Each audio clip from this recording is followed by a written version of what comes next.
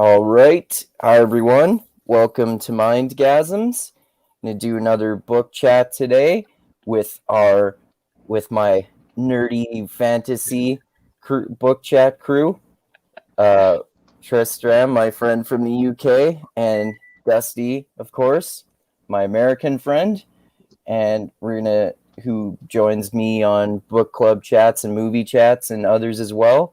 And we're going to talk about The Hero of Ages, Book 3 in Era 1 of the Mistborn trilogy by Brandon Sanderson. And this is the final one in the trilogy, of course. It goes on to Era 2, but this is the ending of this one with these characters. And yeah, I just, as you can see in the title there that I created, which I thought were the coolest and most crazy aspects, are that the heroes literally become gods to kind of destroy the evil god in a way and bring balance to the world, because basically what is revealed in this book is that the entire trilogy has really been a battle between the cosmic forces of ruin and preservation, and ruin wants to destroy all life and preservation wants to preserve all life, and eventually Sazed combines the powers of preservation and ruin to make creation, which he calls God, which is the way that they save the world from ultimate destruction, basically. And there's so much cool stuff going on, like Kelsier seemingly being resurrected as a god, but it's actually Ruin pretending to be Kelsier so that he can kind of like manipulate and kind of possess Spook in a way. And Sazed is trying to find out if there's any truth to any of the religions that he investigates, and also mourning the loss of his girlfriend in the previous book. And Vin and Elend are both trying to stop preservation that they accidentally released from the Well of Ascension in the previous book, and Elend is juggling that with trying to manage an empire and preserve other wars, and Vin and Elend have figured out to control the Koloss, and there's so much cool stuff going on in this book. So that as we usually start, the way we usually start off, why don't we go with just general impressions. So let's start with you, Tristram. What are your kind of general thoughts about the book? Well, one of the things that's brilliant about this book is it's a denouement, right? It's the ending, it's the finale, it's the prestige, if you like, of this trilogy. And so one of the things I love about this book is obviously the big reveals, the way that he pays off everything about the Lord Ruler from book 1, everything about Elend and Vin's power struggle, and the awful climax of book 2, which obviously we did another week, if you can find that on the channel. But the fact that the last book, Triumph, ended up being a huge defeat was like a really, really cool juxtaposition of like, we won, I've done the right thing, I followed all the rules, I'm going to release the power, I'm not going to be greedy, I'm going to be humble, and that always works. And then you just hear, yes, I'm free, and you've just made it far, far, far worse. So I love that. I love all those payoffs. I think that's brilliant. We see a lot of characters make really amazing finishes to their arcs. So Elend has a really powerful arc that really comes to fruition in this book. Vin's arc is fully realized in this book, but also some of our other favorite characters. Tensoon, man. I love Tensoon in this book. He just like the Kandra and the exploration of the Kandra, but Tensoon in particular as a character, in a way, he almost steals the show for me. And even some of the minor characters get like cool moments, such as Breeze, specifically with his little love story and how that is entwined. So there's that. There's all the payoffs that we've been waiting for in a book 3. But I want to say one thing in addition, which is that I think one of the best things about this book, which is really, really difficult to do, is I feel that this is the best version I've ever read of God versus mortals in a way that I can grasp it, that I feel is realistic, if that's even a thing when it's God versus mortals, because obviously the concept of if God wants you dead, wave your hand and you're dead. You can't have a competition. But Sanderson, because of the way he does it, that it's just a fraction of the power of God's being held by someone who was once mortal and has just been extended by that, makes it more understandable. Like you said in your title, the concept of Sanderson's universe is that with enough power, one is technically a god. And what does godhood mean? And but the idea of when Ruin, like, he can see everything, he can hear and like influence things like beyond any scope. And at first they just think he's all knowing and invincible, and yet they take him on anyway. And it makes you realize like what Kelsier was doing in book 1, because everyone thought the Lord Ruler was all powerful and there's no way. And he's like, let's get a blackboard and break this down. And so they do that with an actual being who has enough power to be considered a god, Ruin himself. And I just love that. And there is a feeling of hopelessness in the book at some points. Like, we just can't beat this thing. Like, the weather's against us, the world's against us, everything we do, he knows about it. Anything we write down, he has already read. He can change our messages. It's like, this guy's unbeatable. His mind is way bigger than us. There's just no possible way. And yet they go anyway. And I think there's to me, that's an amazing story, an amazing conflict, and it's really well delivered.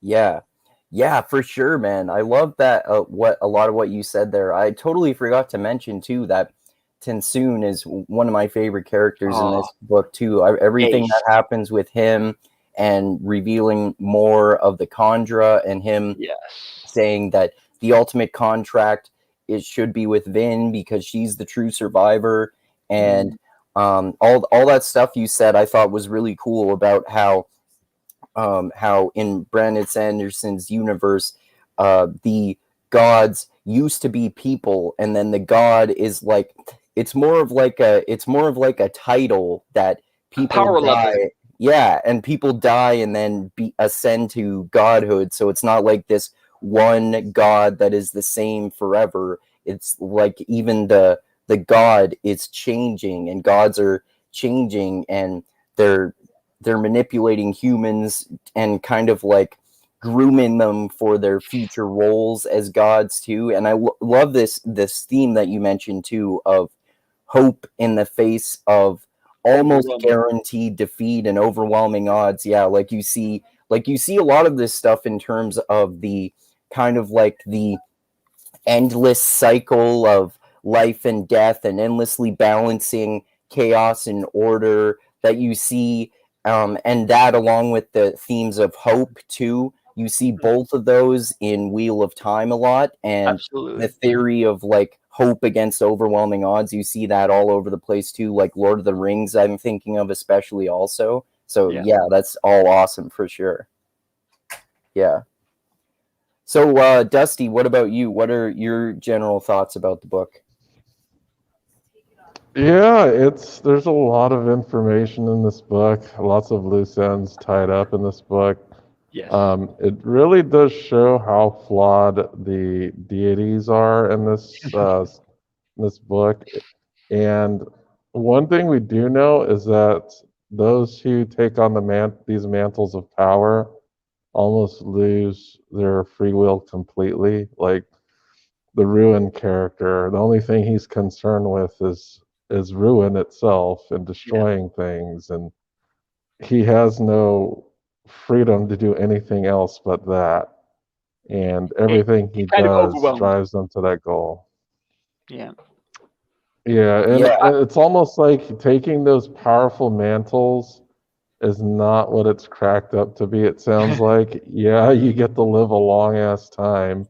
However, like your free will is almost completely constrained, and you have more rules that you have to abide by than you would like to. Yeah, because we saw what happens in the end of the book when that free will pushes outside of those boundaries. So we saw Vin pushing outside of her constraints, and she died as one of the gods. So it looks like there's a lot of rules in place for these gods, and if they break these rules, they die. And I think that's also apparent in the other books, like in Stormlight. We know that we're going to talk about that a little bit, Odium is completely constrained by these things. And Yeah. he even tells Dalinar, what if you don't follow what you say? He's like, well, I'm gonna die. It's like he's completely constrained by those rules. So Because God yeah, would not be God if he was able to defy his own law. Yeah. yeah. That's So a really good point. Yeah. yeah, these gods are completely constrained. So yeah, it was great. I loved the character development of all the characters. I think um, one of the most interesting journeys here was Sazed, Right. because he was the hero of ages, But no one the realized interest that. nobody, not even himself, No. and he was the exact right person to be chosen Yes. because of all the knowledge that was within his metal minds actually helped him to restore everything back to balance. And Yeah. not only that, he had the power to actually do it. So since he Yeah. held both ruin and preservation, he had the power to balance the forces. So I'm guessing when that shard is split into two shards, then there has to be some type of negotiation made between the two. But Mhm. if one person possesses both, they can easily manage the situation better because they Yeah. don't have to go through the negotiation. What? Yeah. Well, he does have to go into the like. The point is, they're not one shard split into two. They're two shards that he's trying to hold them both at the same time, and they're at war. So he is the negotiator, but he's uniquely positioned, as you said, to do that, to bring them into balance or into harmony, and like, because like you said, Dusty, that's really important what you just said about like how preservation's intent is so strong that even though he has all these ideas of things he'd quite like to do, the intent just overwhelms him. The power is so powerful that his own free will has become like completely twisted to the desires of the shard rather than the desires of him as a person. Like I said, his free will is subsumed to the power. It's so vast, and so he can't change anything. So he needs humans to do the changes for him. Like he can't act directly against ruin because he just wants to maintain the status quo, but he knows he kind of needs to change that. And to do that, he actually, like you said, he gives up too much of himself, and we see a god die. We see preservation die. And Vin, when she surrenders the power, and that's really, I think that's more what she does at the end of the book. I don't think she is killed so much as in order to accomplish what she wants, she surrenders the power because she wants that freedom and she wants the hope, and she realizes that she's not the best holder. She's a great holder, but she's not the best one because it needs to be someone who can hold both. And she realizes that person is Sazed. She gives up the power, and without it, she cannot live. So it's the same thing in essence. But I just don't think I want to give Vin the props for being free will personified. Yeah. At every point, she is the agent. She, like, especially in book one, Elend gets acted upon, but Vin is acting. She is the protagonist. And I think even right at the end, even in her death, even putting the power down is a choice for her. And it's a choice for freedom, Dusty. Like you said, she's like, would you like great power with loads of constraints, or would you like to just not be as powerful but be free to be with the man you love? And she's like, I'll have number two, please. I'll have number two. And that's amazing because not all of us could do that. Give up that sort of mind-blowing power just to settle. I don't know if settle's the right word. Balance. To be comfortable with something other. Yeah. I love all of what you guys both just said there, and it's all connected too. Like that is a really good theme that you pointed out, Dusty, about the burden of godhood and the burden of leadership, and how you have to follow your own rules that you came up with, and ultimately, like you were saying, Tristram, Vin's free will, the power of human free will that gods do not possess, is ultimately what allows Vin to sacrifice herself in order to allow Sazed to become the true god, to balance the powers of ruin and preservation. and that's so connected to Sazed, because like you were both just saying, he has all that knowledge from his metal minds of studying the world's various religions, and then that in combination with the new power that he has to shape the world as he sees fit, with the knowledge that he has, then he can create the true world with a true balance of ruin and preservation, and integrate all these elements that he learned about from previous religions. And Vin's sacrifice is so cool too. It's this other like sort of religious cosmic theme of the ultimate Messiah, the ultimate like messianic act, you could say, is the act of sacrifice. Like it reminds me of the ultimate theme of the end of the Matrix trilogy, which is why I like the whole trilogy, and I'm endlessly apologizing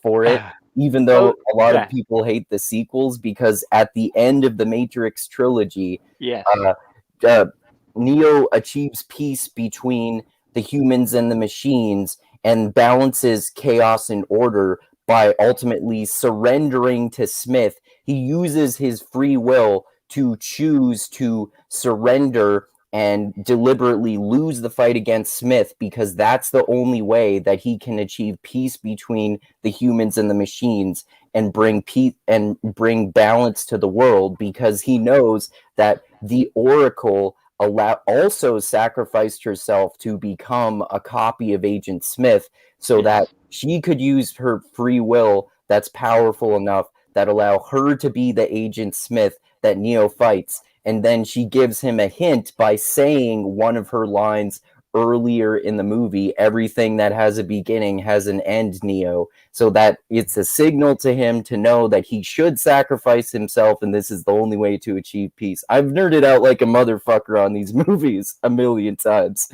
So yeah, I think that's a really cool parallel to the Matrix and this overall cosmic theme. Yeah, and one of the other things about, like, if we take this the Mistborn trilogy is like Brandon's first big stake in his thing. It's like the first complete series of the Cosmere, and he learned a lot of lessons here, and he established a lot of things that he then built on in later series. But one of the key points that Sanderson is maybe dabbling in, or having us think about, is if there was an all-powerful infinity and you broke it into 16 infinities, what would that be like? And one of the things he suggests is that on their own, they're not as good as the whole. Like pure hatred, that like we talks in some religious books, including the Bible, about like God's hatred or wrath. And it's like, what if there was only that, and all the other bits of the supposed God didn't exist? Just his wrath, just his hatred. Well, what would that be like? And what about if only God's power for change existed? You know, only ruin, only his ability to destroy and move on, without anything else. What would that be like? And you're like, wow, yeah, that would be like evil. But even like when you think about preservation, God's ability to preserve and protect. But if you can only preserve and protect, like preservation loves the Lord Ruler. He's like, he didn't change. He was stuck. And like 1,000 years of one empire that no one was allowed to move. And preservation was quite happy with that. But that was an evil empire. And yet preservation is the good God, kind of. But he isn't. That's what Sanderson's saying. He isn't good, and ruin's not evil. But their intents are just so overwhelming.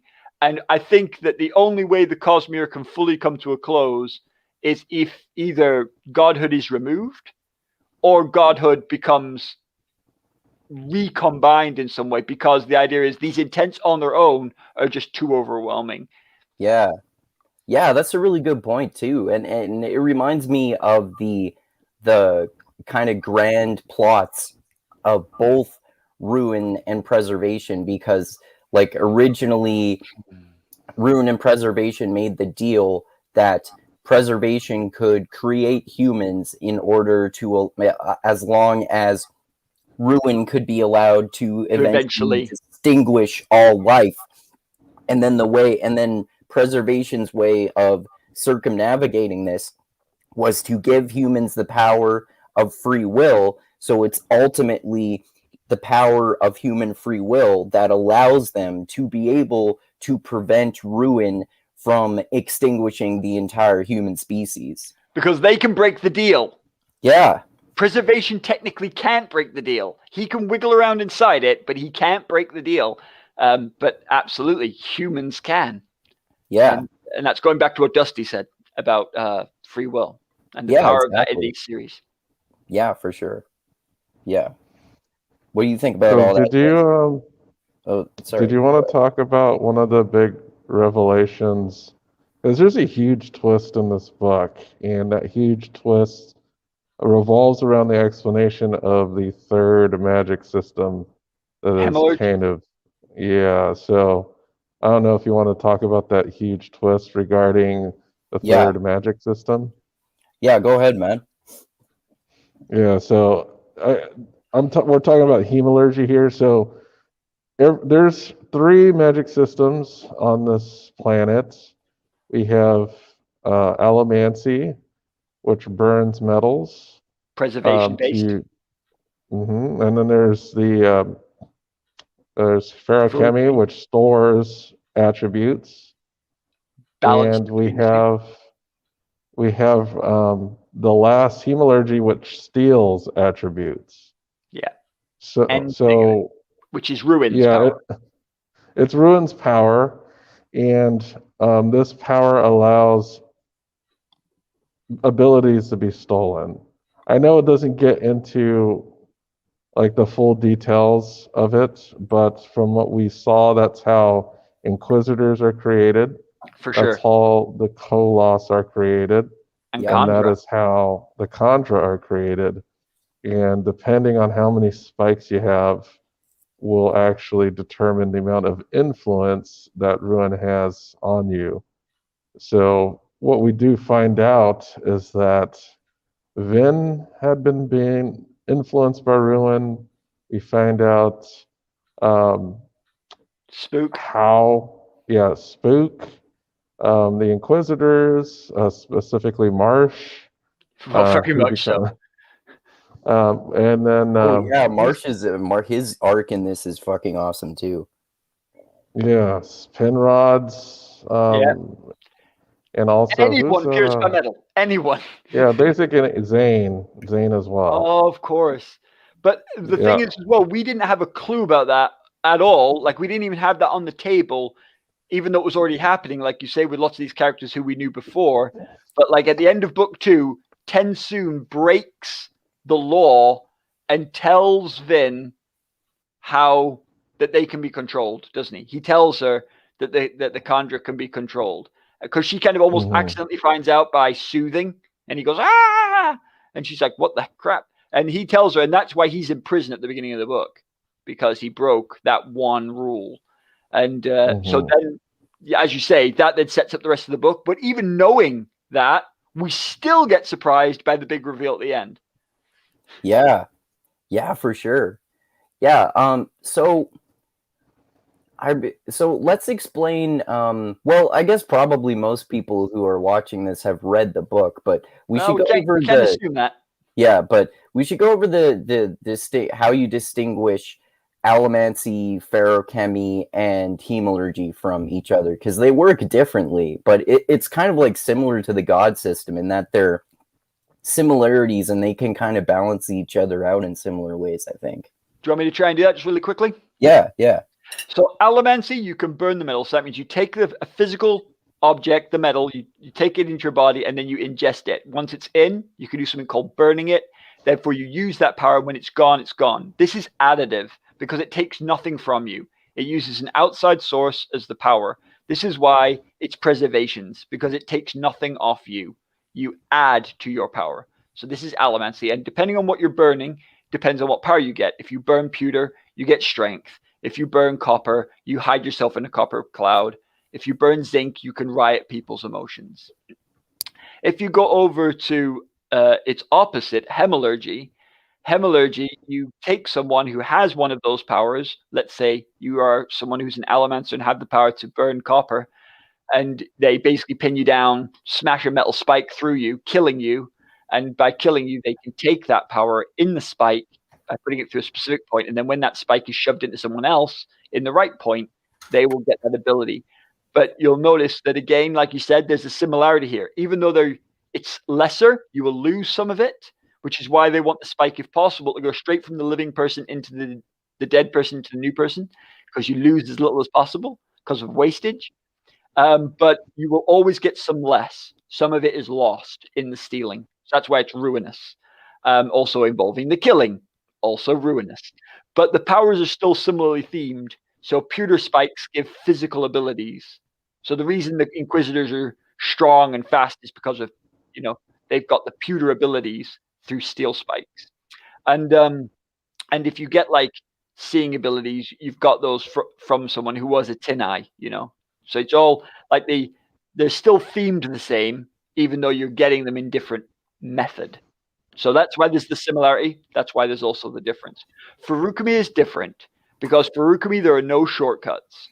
Furukami, the power comes from yourself and you get it back in exactly the same amount. So you don't lose, nothing lost, nothing gained. For every hour you don't sleep, you get that hour of wakefulness. For every slow step you take, for every bit you are slowed, you can be sped up. One of the very interesting things, though, is that hemalurgy can't spike, if you'll excuse the phrase. The power you have is the power you have. In allomancy, you can burn it, flare it, they call it, where you use up the metal more quickly and get a greater amount of power out. Yeah, you can flare your pewter, so your pewter burns up quicker, but you get more strength. Well, what I understand though from what Sazed has said about Ferrokemi is that if you store up 2 weeks of strength, you can actually flare it for like 5 minutes, but that's all you have. Well, it's even more than that, isn't it? Because you could do it for 1 second and just be ridiculous for a the flexibility of it's almost an infinite number of power, but the burn rate is much different. So if Sazed wanted to be like ridiculously strong for half a second, he could be like this giant muscly monster for half a second. But there's probably some physical consequences to that. But he could do it, but it burns. Smash. But he'd have to sacrifice a lot of storage to do that. Yeah. Whereas if you're just an allomancer, it's all about how much metals can you carry with you. But allomancers can fill up. Like there's only like you can't just keep stuffing pewter down your mouth and have it for longer. You get a certain amount, and when it's full, you have to use it, and then you can refill. Whereas, like you just said, with Furukami, it's technically infinite as long as you've got the metal mines. So you could like basically lie in bed for 3 years and just store up all your strength and all your speed for 3 whole years, and then just spend it all in a day and be like the Flash and Superman all together. But I love it that there is, like I just used those iconic characters as an example. I love the fact that it's not like that for Sanderson. There is a cost. There is a limit. And while they're similar, as Dusty, I think, just really well explained, they're intrinsically different, Yeah. Yeah, because I think Furukami has more of a self-sacrifice element, and that you're losing something in order to gain something later. With allomancy, it's all about, I have metals. I can use these metals. Like, I don't have to sacrifice any of my physicality in order to perform. I just sacrifice the metals that I'm carrying. Like, the resources are external, and Ferrokemi, it's internal resources that come from your own body. Absolutely. But one of the cool things about Furukami is they can't take it away from you, right? If I've I can't. It can't be spiked. Well, it can be spiked. It can be spiked. But what I mean is, like if I'm poor and I can't afford gold, right? Then it doesn't matter if I'm a gold misting because you got no gold, sucker. But if I'm a Furukamist, I can start being ill and have a cold for 2 months so that I can eventually cure my injuries. Because it comes from me, because I am the source. And so I think that's a cool independence thing about Feruchemists that Allomancers don't have. And obviously, the resource for hemalurgy is external as well. But instead of you paying the price, it's other people paying the price. It's a bit dark. that's true with the ferrochemy. There's also slightly different powers, as you said. Ferrochemists can heal themselves. They can change their density, their weight. They have the memory capabilities. So there are some different powers that they possess. Like a ferrochemist doesn't have the push and pull of metals, but they can do some other things. Yeah. So there are some similarities, some differences. Like I don't think there's a pure speed. There is for Allomancers. Not for Allomancers. Just like there's no pure healing for Allomancers. Pewter does all of that kind of. But you're absolutely right. And I think like steel is push and iron is pull. That's why iron is weight and steel is speed, because it's like pulling the human body and pushing the human body, kind of. But like you say, it's not the same thing. It is different. And sorry, I just want to agree with you. Yeah. So but the funny thing about the hemalurgic powers is they're all stolen allomantic powers. So or Feruchem, you can steal Feruchemy as well, as long as you get a Feruchemist to steal it from. I didn't know they could do the that's right, because Marsh does have healing abilities. And I forget that they're in the last book. They're going up in the terrace and killing a bunch of keepers. And they're crazy, right? The Inquisitors. There's some Inquisitors who have like tons of spikes. I don't know how many Marsh has in the third book, but it's like not a bajillion, but you know what I mean. Like he has like all of everything. He can push and pull and heal. He's supposed to be the most powerful. Yeah. He's like the Shaidar Haran. He's like, Ruin's personal agent. But speaking of free will, I think that he's a really good example of that. Because, we started this part of the discussion with Dusty talking about how hemalurgy comes at a cost, because actually it can enslave you. Did you want to talk about that, Dusty? Because you brought that up. Yeah, that's a good point. Well, the more spikes you have, the more control you can be put under by Ruin. But I know they're pretty safe when Ruin isn't out of his cage, so to speak. But once he's out of his cage, that influence is magnified by a large amount. Yeah. And it seems too that, I don't know what it is, but we kind of see that Ruin can only focus on certain things. Yeah. But he doesn't have his full power because you can hide. Yeah, we know you can hide from Ruin based off of if you're surrounded by metals and whatnot. Yeah. But you can't see metal. Yeah. You can't see metal, yeah. And one of the cool things about that as well is I'm like, is that just some, I'm just going to make kryptonite hurt Superman kind of rule? And then Sanderson's like, no, Tristram, I've thought this through. So what he does is metal is power, right? Metal is solidified investiture. Of course it is, because this world, it's all about the frickin' metal. So that's why it's not that he can't see metal. It's that metal basically glows permanently because he's seeing it as the pure power it is. And so that's why he can't read it or see it. So basically when he looks at the Contra homeworld, he just sees big lump of power. And so he doesn't realize what could be hidden within that. And I think that's a great idea. Yeah. Hiding something in plain sight because it's so bright you can't quite look at it. I think that's so clever. And I'm like, Sanderson, you dog, you did it again. Damn you. It's like cool. That becomes like that becomes a thing that happens, like, especially as you reread the series that we've talked about before, how you notice more and more all of this foreshadowing that is really subtly hinted at, that's really obvious once you've already read the series.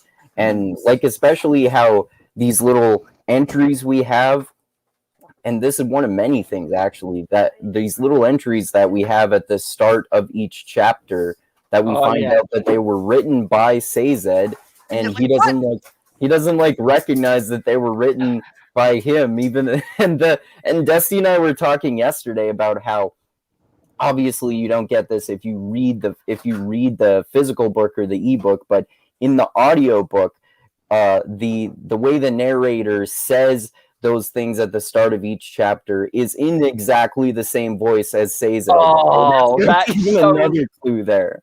Oh, really? I did not know that. That is so crafty. Yeah, I love that. What a great little twist. Yeah, like, I know, to use the medium in that way. Yeah. But even though, the interesting thing is, though, too, you could tell that they're writings that were written after the events of the book, but it still doesn't show you that Sazed became the hero of ages. It's just, he must have done more research after the events of the book. But no, he's talking.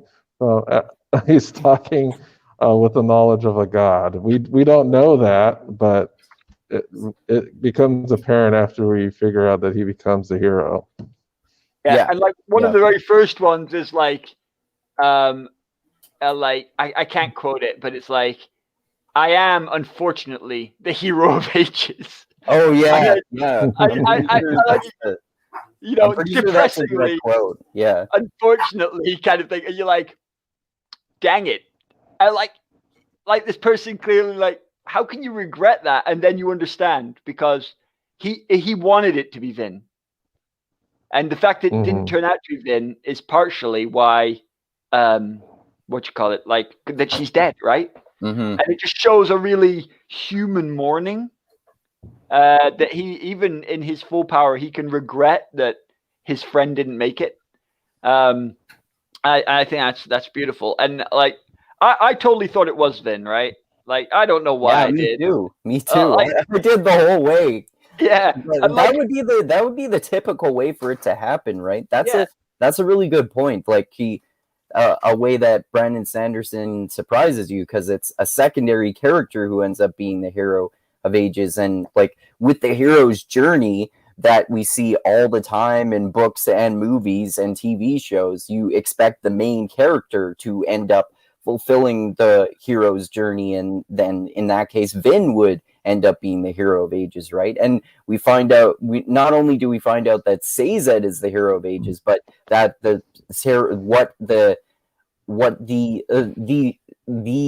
hero of ages is very different from what we thought the hero of ages was too. Agreed. I agree. And like, I thought it was Elend in the first book, right? Like, the guy who's writing the story, and then I'm like, oh, it isn't him, it's the Lord Ruler. Oh, it isn't the Lord Ruler, it's Vin. Oh, it isn't Vin, it's Sazed. And what that tells me is, the quote of the series to me is, there's always another secret, right? That's what Kelsier says in book 1. There's always another secret. And I think that's the point of the first trilogy of Mistborn, this era that we're discussing, is every time you think you figured it out, he's like, ooh, one more. And like when he says, oh, the prophecy used a language where the male and female pronoun isn't clear. So it's actually, it doesn't say he, it just says gender neutral. And we've always assumed it was he. And like, I speak French, and in French, there's masculine and feminine, but there's also a pronoun on or il, which contain il and elle is masculine and feminine, but on could be either. It's like one, as one would say, oh, one does this.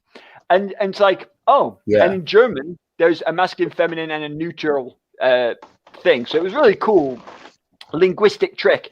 But I thought, oh, so the trick is, it's not a bloke like we thought, it's going to be a girl. It's going to be Vin. The trick is, we all assumed it was a man, and it's a woman. And he's like, no. It's a man who is not a man. It's Sazed, who is basically a cut man, a eunuch. And I thought, that's just next level, Sanderson. Good work. Yeah, totally.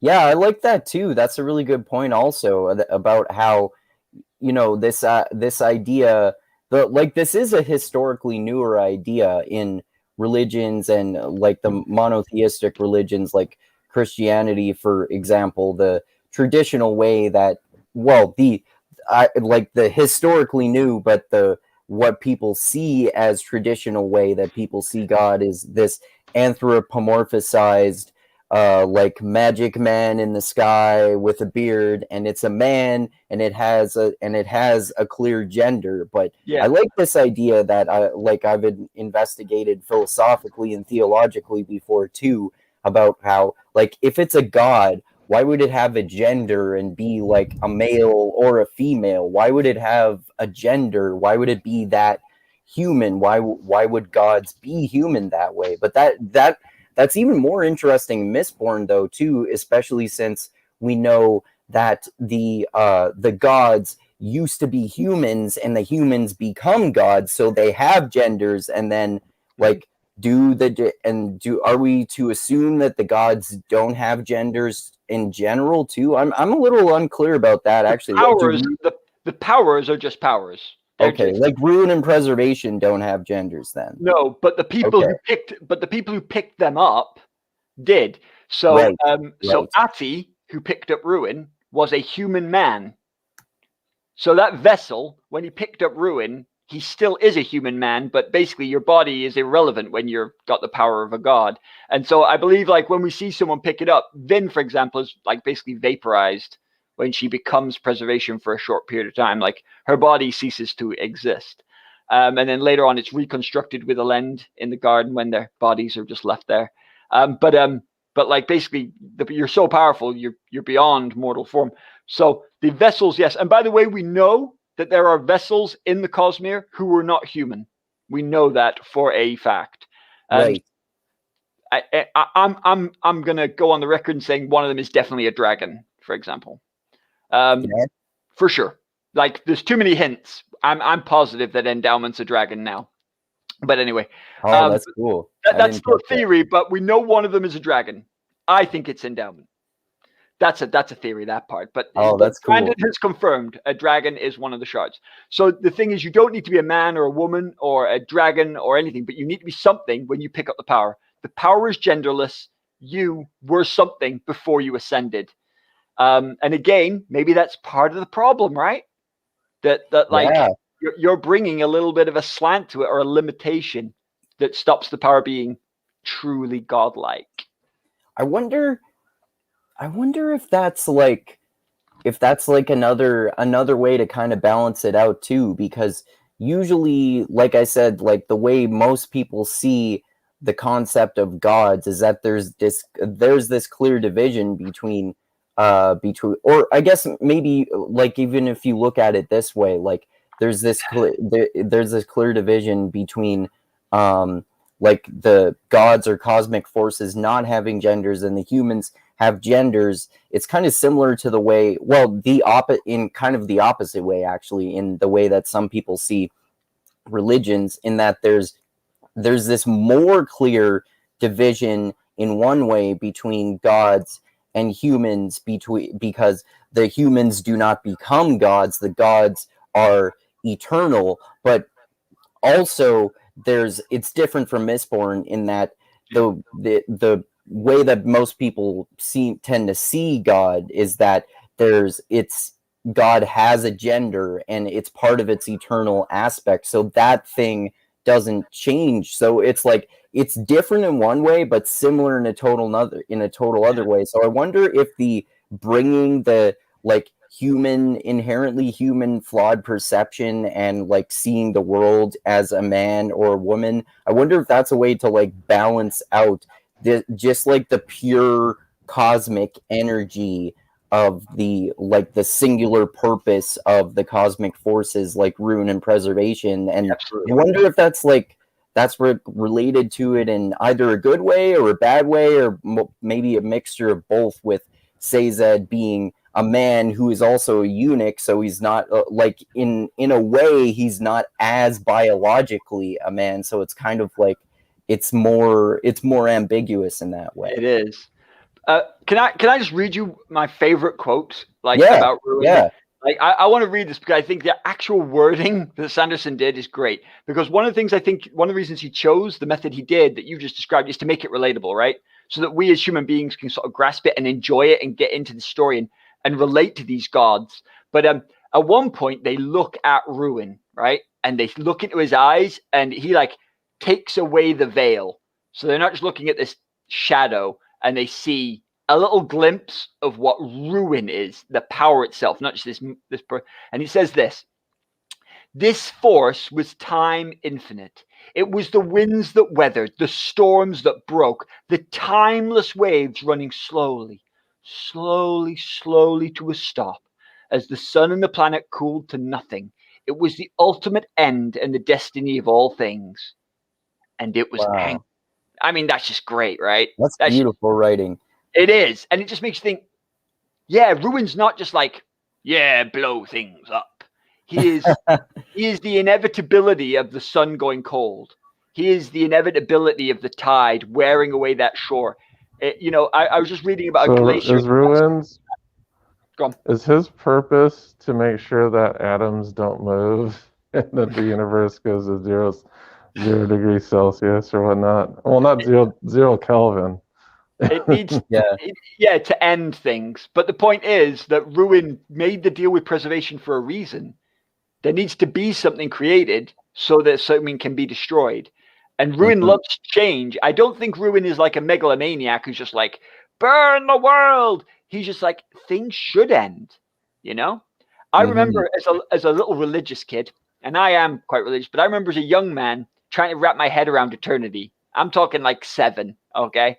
Because I believe, right? And back then I believed even more purely than I do now. And I was like there was no doubt in my head that there was a God, okay? And I was going to live forever, okay? At 7, not even a doubt. My belief was as pure as it comes. And I actually got upset. I remember going to my mom, like really worried because I'm like, but if it doesn't end, how will I live? Like that would just be awful. Like there'll be no sleep, there'll be no end, there'll be no rest. And I just couldn't grasp it. It upset me. I remember being scared about it, about the idea of just never ending anything ever. I'm like that, and it hurt and it was scary. And I think there needs to be endings, even in eternity. And I think that's what Ruin is. Ruin is actually, yes, there are endings. And in the Wheel of Time talks about infinity, but it talks also about beginnings and endings. There are beginnings and endings. Just those beginnings and endings are not the only beginning and they're not the only ending. And that's kind of the way I like to see eternity, that people will be born and people will die, but there is something in us that I personally think is eternal. And I think in Sanderson's books, he's got that concept of beginnings and endings, but there's power itself, if you like, the universe is eternal. Anyway, just an interesting thought, and I think it's really well-written piece.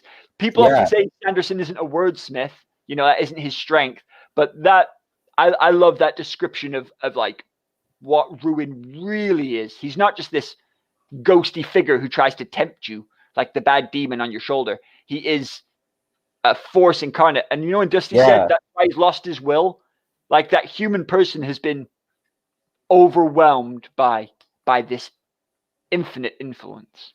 It's a cosmic force of the universe. Like it has this purpose. It doesn't necessarily even have malice about it. It's just like this is just an inevitable law of the universe. Things have to end. And like you said, relating this back to the theme of that, things have to end so that they can begin again.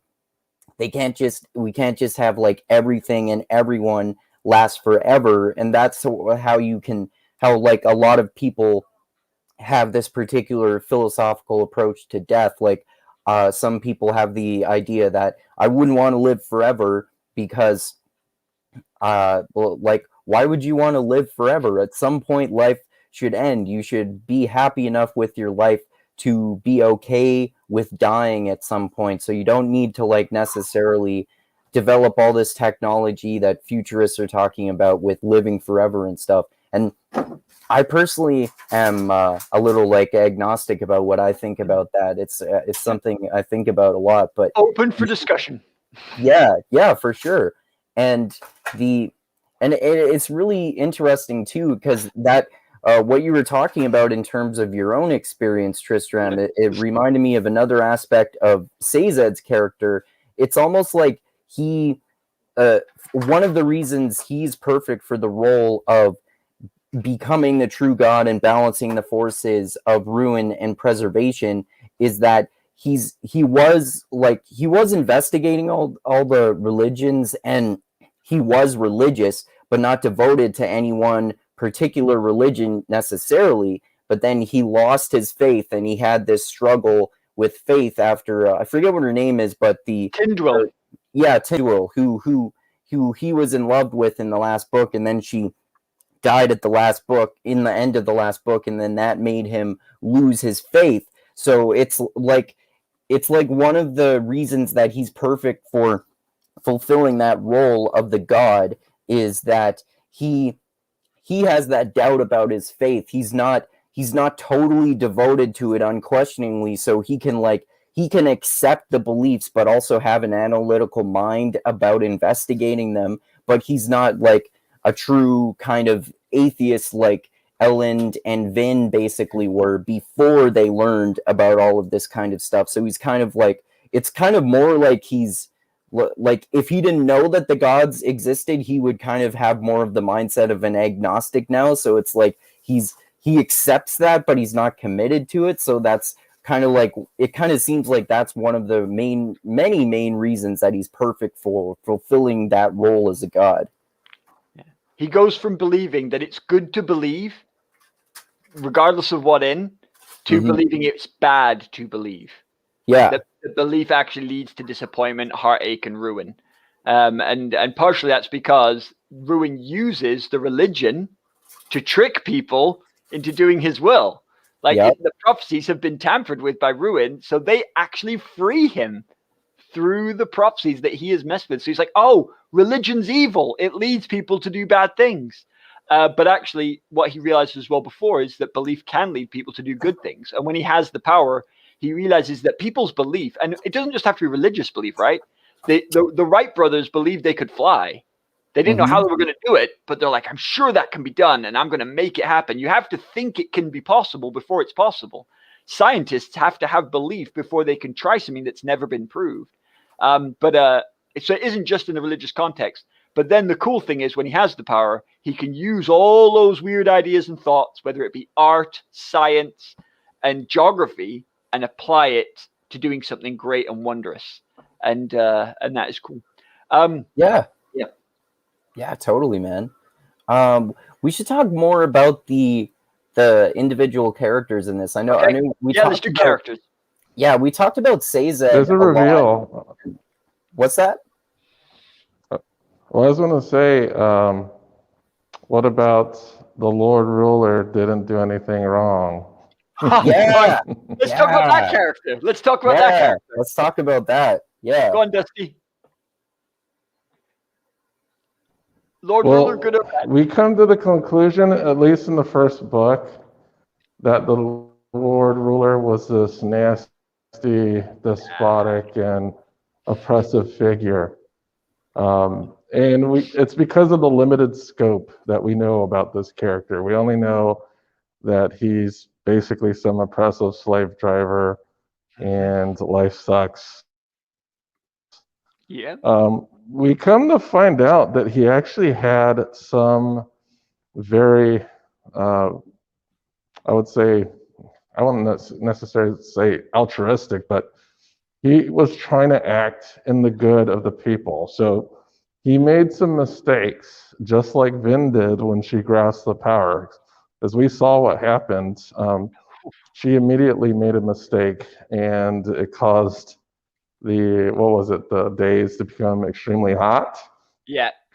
And yeah, so he was trying to play the same balancing game, and eventually he settled on a specific configuration because taking the power from the well is temporary. You just get a temporary boost of power, and you would have to wait. Yeah, so he had to wait another 1,000 years to try to fix his mistakes there. And he did know. It seems like he did know about Ruin's prison in some sort of way. Yeah, I think because of what happened the first time. Yeah, and he had prepared to the best of his ability for the second coming, I guess, of Ruin, Yes, which he was did. to create these caches so that humanity could survive. Yeah. And he was ultimately trying to act on preservation. Yep, Was correct. it a good? Well, and that's what he was trying to do. He was trying to save everybody. He was trying to fight Ruin Yep. in the best way that he could. And it's interesting because in this book, we finally see that when they find all these caches and they see his words, In metal. we come to see that, hey, the Lord Ruler was trying his best. He may not have been perfect, but their actions of dethroning the Lord Ruler may have had some pretty ruinous effects. Yeah. Yeah. Kelsier is ruinous. They learn that more and more slowly after it happens, right? They learn that well, like one of the first lessons they learn is that leadership is way harder than they expected, and that relates to the arc of Elend's character throughout the first three books, and even between the last book and this book, we already see even at the start of this book how big change. His philosophy on leadership has changed. He's become way more ruthless because he knows he doesn't want to do it this way, but to him, he understands that it's totally necessary because he has to be this dictator and this tyrant because he's trying to save the world and stop a fucking evil god from destroying the world. But Dusty's point is that's what the Lord Ruler was trying to do. Yeah, exactly. And to an extent, Tindril taught him that, because at first he makes himself present, but makes a way for them that they can get rid of him if they want to, and they make the bad decision to get rid of him. And then he's like, so when he gets the power back at the end of book 2, he's like, oh, you can be president again. He's like, no, I'm not being president. I'm emperor. I'm emperor, baby. And that's what the Lord Ruler's title was. Yep. Oh, exactly. Like, you're going to be like a Lord Ruler? He's like, I'll do it better than him. Promise. Yeah. But he sets himself apart, and it's what Dusty says well, is that the Lord Ruler was just trying to save a remnant of a remnant. I don't think he really believed he could win. He just thought maybe some people can survive. Just preserve.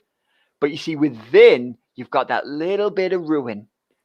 that little bit of Kelsier that says, I'm not just going to save people, I'm going to win. Oh, we lost him. Hopefully Dusty will be back. But I think it is a really good point. It was one of the big reveals of this series, and Brandon messes with you when he does his villains. And I think the Lord Ruler is a villain, but he's not just an evil megalomaniac. He's not just Sauron, right? Who is the evil overlord who just wants to destroy everything.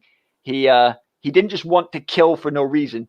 He thought it was all for a purpose. I need to keep the allomancy specifically with the people who are on my side, so only nobles can have it. Anyone who interbreeds with the Scar has to die. Wrong. Wow, wrong, ethically wrong, but I see where you're coming from. You want to control your nuclear weapons. Yeah. It's a really one of many very interesting philosophical debates that the whole series examines. Yeah, like what should you be willing to sacrifice for the greater good? Like, is it acceptable to even commit atrocious acts in order to save the world? Like, at what cost is saving the world? Is there too high of a cost? At what point are you meeting diminishing returns? And you kind of have to like almost like Vin and Elend basically learn that, and all of them really, like Sazed included, find that you have to find this sort of balance where you're always kind of examining how much of a loss is acceptable in order to be able to fulfill your goals, basically. Agreed. And that is really tricky, isn't it? Because as soon as you say, I always think of Optimus Prime fighting Megatron, And Megatron's like, and you're thinking, hang on a minute, how did Transformers get in here? But he's like, look, are you going to do all this for one measly planet? I only want this planet. And he says, you'll never stop at one. And like, that's the thing. Like you say, oh, like just sacrifice your child, or just sacrifice your wife, or just sacrifice this annoying guy you don't really like. And the point is, will it ever stop at one? Yeah. And so it is not acceptable to give away an innocent life. Mm-hmm. But if it comes down to the survival of the species, maybe there needs to be someone who is capable of making that decision. That's why I would never go into politics, because it's also why I'm not.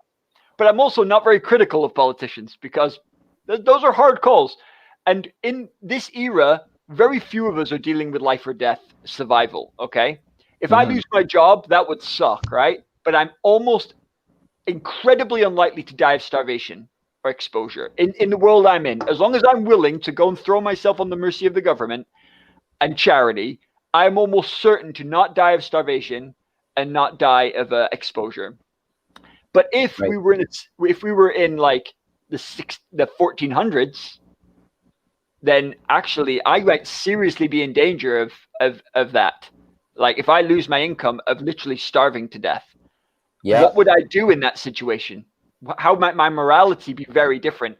And that's why I think we need to look at the past or people in different situations with a very careful level of judgment before we judge them too harshly, because they're dealing sometimes with situations. We can be bothered about like equal rights and stuff on a different level from people who lived hundreds of years ago, because we're unlikely to starve to death.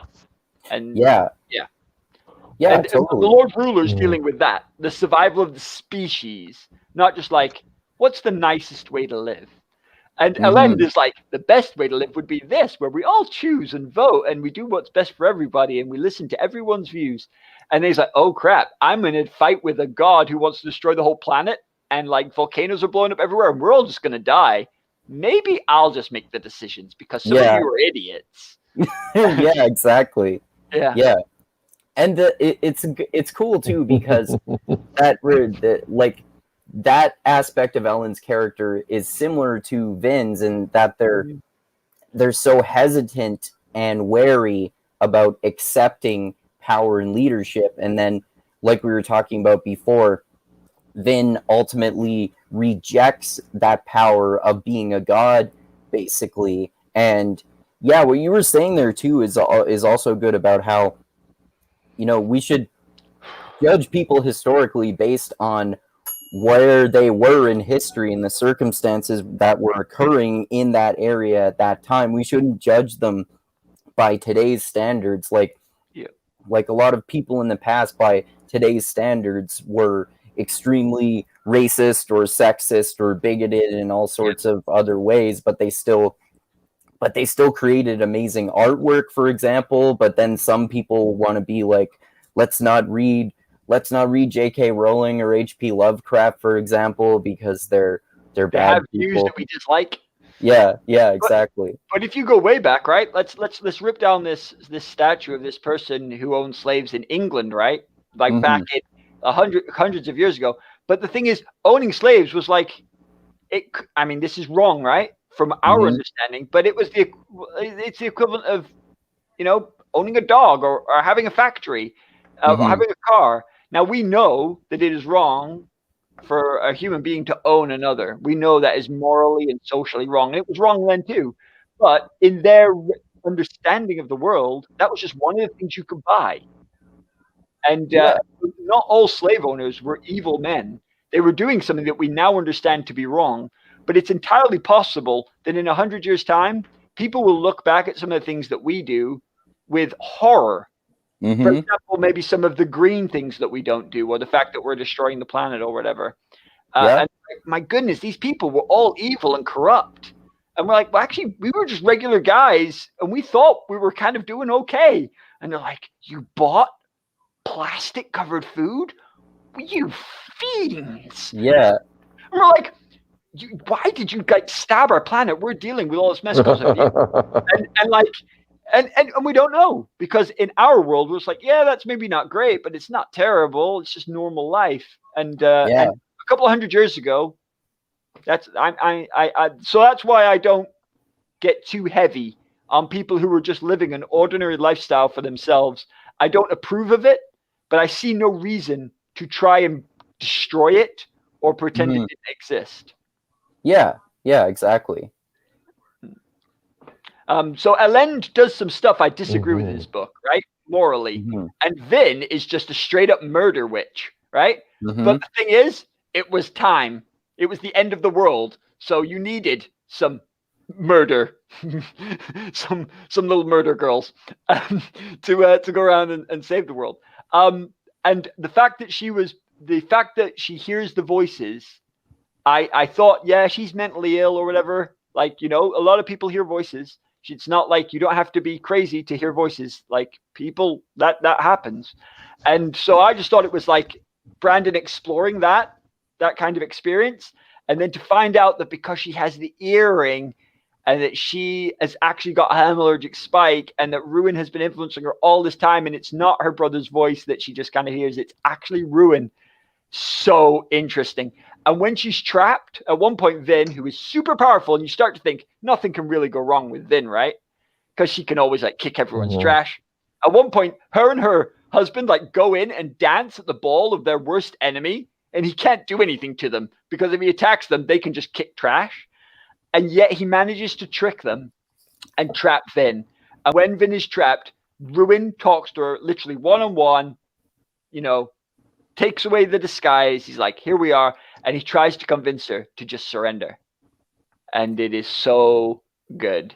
Because I think a lot of people, I have had friends who have had serious self challenges beyond anything I've ever coped with, who've considered suicide and things like that. And they say, these are the kind of things that you say to yourself or that you hear said to you. There's just no point, give up. There is no hope here. You're a good person. You're a bad person, whatever. And they say sometimes that kind of reflection back to you can be so destructive. And I think Sanderson's exploring that in a way that we can all look at it and identify those voices as negative, as evil, as ruinous. And hopefully then make the choice that even though there seems to be no way out, we still have to fight it. That's a good message.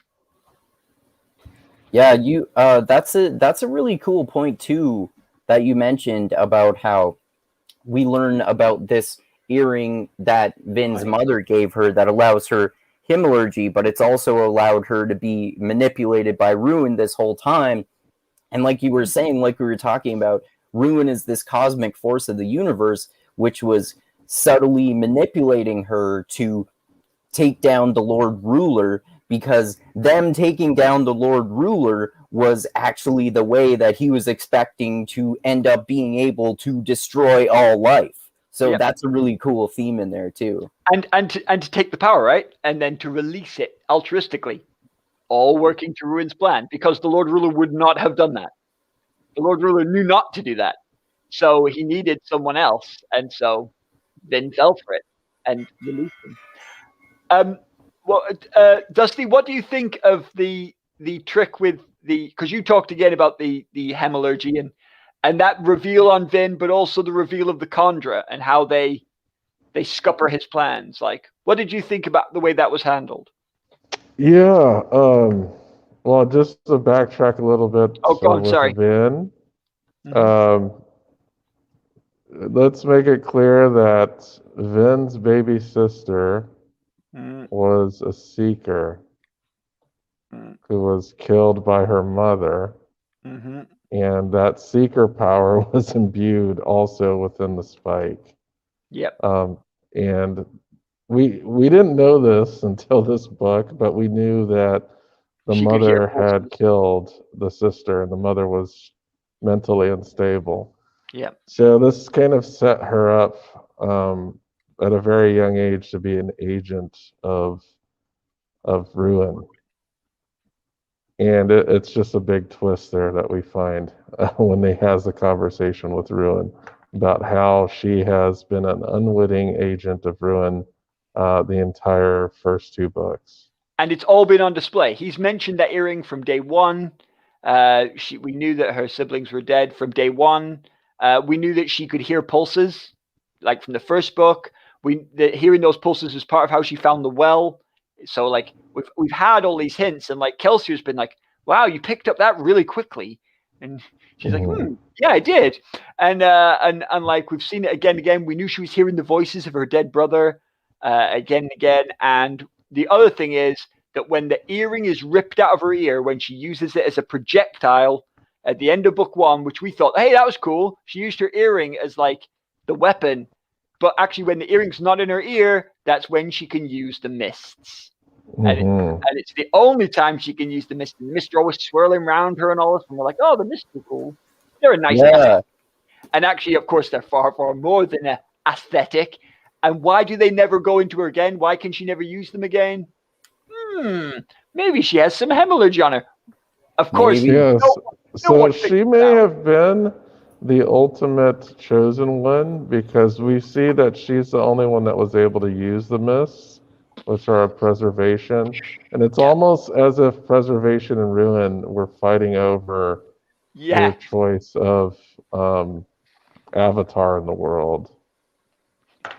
Which I thought was pretty interesting, that we kind of find this out later if you put 2 and 2 together.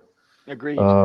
But yeah, going on the Khandra and how I think one of the things that we got to think about is like the generations, and how the first were terracemen. They were Rashik's colleagues. Yeah. They're all of his friends, and they were set up to be one, Rashik could not have any competitors, so I don't know if you call it reduce them, because he really didn't reduce them, because he made them basically immortal. He did. But he had to make sure to I guess segment their power so that they couldn't be competitive with him. Yeah. Because they knew everything. They literally knew everything when it came to how he came to power, and how he actually seized the power. So I thought it was interesting that Sazed was able to take the terrorist religion and confirm it with them, to find out what was true and what was false when he conferenced with the first generation. And they're basically like cousins to each other. They're just Sazed and the modern terracemen. They come from the same origin. So what was it? The first contract that they often talk about, and what they have to do with themselves if certain things happen. And one of those things was they would have to commit suicide. If was it wrong? Suicide. Well, not suicide, but they would have suicide. Yeah, they wouldn't die, but they would lose their sentience, right?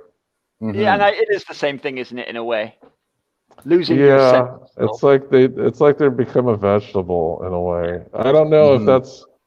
They never explain if they could recover from that or not. I don't know if. Well, we know they can, because if you put a spike back in, they can, because they do it. Because obviously they do make good on the contract, don't they? They remove their spikes. Yeah, we do see some of them do turn into misrays. Because there are some that do get controlled by ruin. I think those are the ones that leave the caverns. Yeah. And they go and try to sell the ATM. Yeah, some of them went out to go and sell the ATM, and that's when Ruin was able to see them. Okay. And as long as you have spikes, you can be controlled. Right at the beginning of this book, one of the things we see is there's a huge Koloss force coming, and we have not really met Koloss in these books. We did in the second book, we meet them a bit, and basically the idea is they're basically unstoppable. If they attack you, you're done. Like, they're bigger and stronger and just crazy blood raging monsters, and they do not fear death. And if they die, they can just make more. We don't even know how, but we know that's what they do. So Koloss army equals you're dead. And so this Koloss army is coming down because now Ruin's out. He's controlling them easily. and they're gonna bury this town. And then Elend walks in on his own, and they're just like, "Who are you?" He's like, "I'm your emperor, by the way."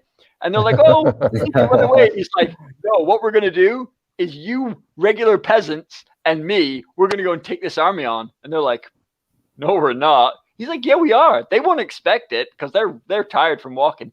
And they're like, "No, you're a psychopath." He's like, "Yes, I am, but I'm dressed in white, so you'll believe me." and then he goes out on his own, and they're like, "We can't charge." It's like follow the hobbits to war, and they run out there and they're fighting. And one of the things that he starts to do is he shows that he can take control of the Koloss because of what Tensoon showed them, that using the Duralumin powered emotional allomancy. And then, of course, just when they're about to lose, a little black speck appears in the sky. Is it a plane? Is it Superman? No, it's far better. It's Murder Bot Vin. And Vin trashes everybody. 5 foot tall woman of destruction. And they take over loads of them. And then an Inquisitor comes out, which is actually what they wanted all along. And they fight the Inquisitor. And it's a cool action sequence. But the point is, it shows us that the Koloss are no longer a threat, right? Because they can just be controlled by Allomancers. But then we realize until Ruin, because of course comes out in full force.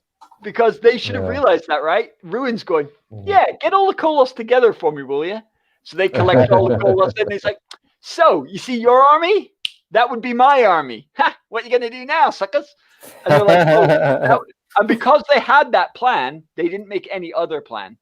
Like their plan was, we'll use all the Koloss, our Koloss versus your Koloss. He's like, they're all mine. And that's the idea, isn't it? The master plan is that I'm actually both sides. Yeah. Palpatine in the Star Wars series, he is the Separatists and he's the Republic. Yeah. So he can't actually lose. And Spoilers that's for all of the new Star Wars movies. Yes, sorry, but that's no. Yeah, I bet a lot of people have seen them anyway. Yeah, well, and I'm talking about the prequels, not the sequels. So I mean, these are 20 years old, so I'm pretty safe. Oh, well, he plays a major role at the end of the third newest one too. But I'm talking about the Separatists in the Republic. Yeah, that's a good point. But like, because basically it doesn't matter who wins that war. For him, it matters to everyone else, but he's just like, if the Separatists win, I'll be emperor that way. If the Republic win, I'll be emperor that way. Both ways I win. And that's what Ruin does here. It's like, you've got a big Koloss army. The Inquisitors have a big Koloss army. It doesn't actually matter because they will all be mine. Plus, the whole world's going to be destroyed by the Ash anyway. So it doesn't actually matter who wins this sword fight. Yeah. And it's so cool. And then the Inquisitors are all his. And the Kandra have so few spikes, they're much harder for him to influence. And that's why the Kandra are a little bit of preservation as well as a bit of ruin. And the Kandra's contract is that if it gets to this moment, be willing to drop your blessings, revert to the Mistrace you once were. And by the way, how cool was that? He introduced Mistrace in like the first chapter of the first book. And we're like, yeah, they're pointless because they have nothing. Yeah, exactly. And obviously they take things in and mold their shape. How did we not realize that was going to be Kandra? I don't know. But I totally didn't realize because they're all misshapen and Kandra is so beautiful. But the way Kandra do things are so clever. And actually, they're really lawful. Like, they have really strict rules. And so you're like, oh, actually, of course, they're a bit preservation-y. Like, their culture is really preservation-y. It's really static. And, like, I love the way that they, that, like, some of them, like, the way they rebel. Like, Tensoon's been going out a lot. So he's like a rebel. And because he's a rebel, that's why he's good at changing. And the very fact he can change super quick is actually what makes him better. The fact he's not embarrassed to wear dog bones, like to embarrass him, they're like, we're going to give you dog bones to humiliate. Judgment. Judgment. And he knows that they have to listen to him if he does that. And they're like, because they're trying to cheat. They're not going to give him a body, so he won't be able to ask. But he knows how to form a tongue so quickly and so well. He gets literally, he's just a skull, and he makes a tongue, forces air through. He's like, judgment. How did you? He's so clever. Yeah, he's got really accelerated powers too. Like you said, like he was explaining, he can form a body in minutes if he has to. And for other conjurers, it can take anywhere from hours to weeks. Yeah, and he has access to more spikes as well. Yeah, But That's they the would cool consider thing that happens in this book too, where we look at how you can jam a spike right into their heart, and Yeah. people are surprised. But then I forget what character it is, but he I rationalizes think like, it was, well, they can go right into their Finrod. brain and they don't kill them too. So I guess it would make sense that they wouldn't get killed by them going into their heart. Yeah. Mhm. I think But it was Marsh. It was Marsh saying Yeah, that yeah. he had stuck somebody in the heart, and that they were investigating whether they could pull those out, and the surgeons would say, "Oh, this is too close." But Marsh was like, "No, I got him in the heart." What do you think about Marsh's eventual bid for freedom? Because Marsh is the most controlled of all the Inquisitors. He's got the most spikes, so he's not like the Condra, and yet Marsh manages to save the day with one little act of rebellion. What's your thought on that, Dusty? And like Marsh's character as a whole. Well, Marsh, I know constantly when his thoughts are his own, he wants to die, he wants to kill himself. But then he basically resigns to the fact that, hey, maybe there's a moment that I can come and play where I can change everything. Yeah. And he saves that moment, and he figures out what that moment's going to be. And right at the exact correct time, he removes the stud from Vin's ear so that she could become a Super Saiyan. Yeah. Is that because you were inspired because you got to watch Dragon Ball Z? No, Well, but she did go Super Saiyan no, I'm not at arguing with you. That's a Krennic great Shaw. description. That's a great description. And I love what you said there. That like he saves up his resistance. He's like, I won't keep fighting him. I'll just let him do whatever he wants with me. But every time I get a little bit of time to think, I'll just build up, and he keeps all his resistance, and then he uses it all in one go to just take out an earring, and that's all he does. But that is enough that Vin can then kick trash. And like Marsh kills Elend, right? He murders Elend. And like he's under control. He is. Yeah, he's under control by Ruin, right? Yeah. Yeah. But remember, like for me, that's the ceiling of the whole, because Marsh was always anti-noble, right? Yeah. He's always like for the scar. And like Elend is the noble now. He's the emperor. So it's kind of like Marsh, he's now come so far that he no longer wants to kill the nobles, and now he finally can. He finally now has the power he lacked because he failed in the rebellion. He failed. But he failed as a free man. And then he gave up his freedom to give opportunities to his brother's crazy plan. And Kelsier was going to kill Elend and didn't for Vin's sake. He's like, I hate all nobles, but for Vin, I'll. And so this idea of the brothers, should we kill him? We won't kill him. And then they do kill him. But even then, not now wanting to, is a fantastic way of showing how the character evolved and realized that what he had before, powerlessness, but actual full power because he could choose what he wanted to do, to a chance where he's unbelievably powerful, one of the most powerful creatures on the whole planet, but powerless because he's completely controlled by that power. And, there's loads of messages in that you can draw depending on what point of view you want to take. It can be an example of how power can corrupt, and ultimate power can corrupt absolutely. It can also be an example of addiction. Like a very good example, in addiction to steroids. Like I can do anything with this, but actually I feel, but if it's controlling me and I can't stop, I've then lost my abilities. And addiction is something that we see a few times in Sanderson stuff. And it's not usually addicted to a substance. It's usually addicted to power, like power itself. But just, again, theme on theme. And I just think it's awesome that he was able to, he couldn't fully just stop. And I know a lot of people are in situations in life, not just addiction, but other situations in life where they can't just stop. It's not that easy to just say, well, you know that's bad, so don't do it. And what they do is they build up a little bits of resistance, and just do something right for themselves. And then that, but the point that Sanderson is making here is maybe all you can do is move an earring.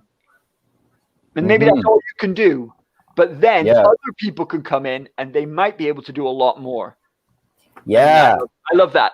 Yeah, that's it. That's a really good point too. It made me think about how I was thinking, it made me think about how, I guess you've seen this in science fiction movies a few times, and scientists like Neil deGrasse Tyson talk about this too, about how if we're trying to prevent, if we know this enormous asteroid is coming to Earth and it's going to cause cataclysmic destruction, the best thing we can do is like send a rocket to nudge it a little bit so that it'll go away from us, and we should be able to hopefully do that in the future as well, sometime in the future as well, when it comes back, because if you just destroy it, it's more likely to actually just break up into smaller asteroids and become more problems.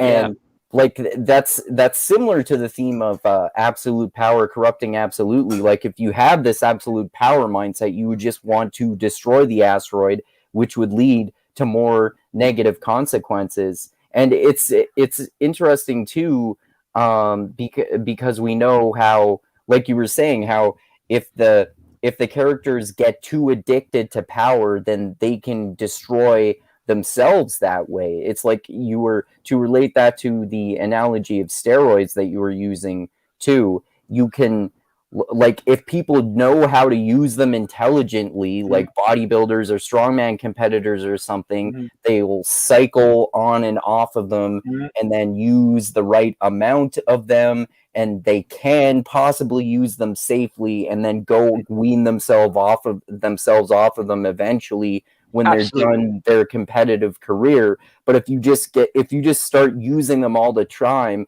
and then overtraining, you can literally damage your body from overtraining, whether you're on steroids or not.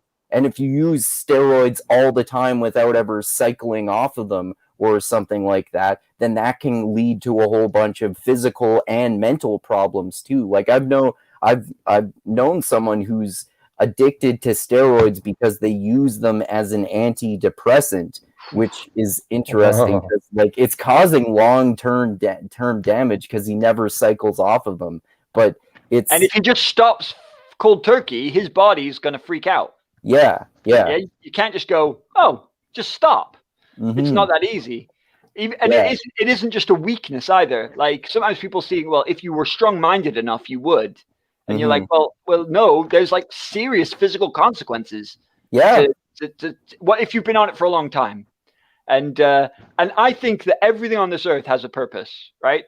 Nothing is wasted. I remember when I found out that flies had a use, and I'm like, oh, right. As a kid, I'm like, oh, everything's useful. Even stuff I think's not useful, like opium, right? You can use opium for so many good things, and its pain relief powers are amazing. You can also ruin your life with opium if you wish. And it's the same with anything. You can overuse anything, but everything has a purpose. I used a steroid cream to treat a skin rash. It was way more effective than anything I'd ever used before. I'm like, this is the good stuff, because it's just like your body's just like, ooh, I'm gonna react to this sucker. I'm like, oh, this is what real cream does. Because I'd used creams for ages, nothing done anything. The doctor's like, I actually went to the doctor's finally because I'm like, oh, this hurts. And he's like, steroids. I'm like, great, awesome. Sorted in like one set of treatments, just gone, never to return. I'm like, wow, there's a purpose.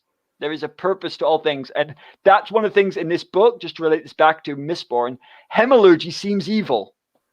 Yeah, like you're like ripping powers out of people, but hemalurgy is actually got a purpose too, and it's only through hemalurgy that eventually they figure out how to give powers to the powerless, and basically commercialize power, so that it's no longer who was your parents and do you have the right genetic code, to actually anyone can be powerful, anyone can have access to things. And so hemalurgy, it seems evil, but there's a point to it. There's a point to everything.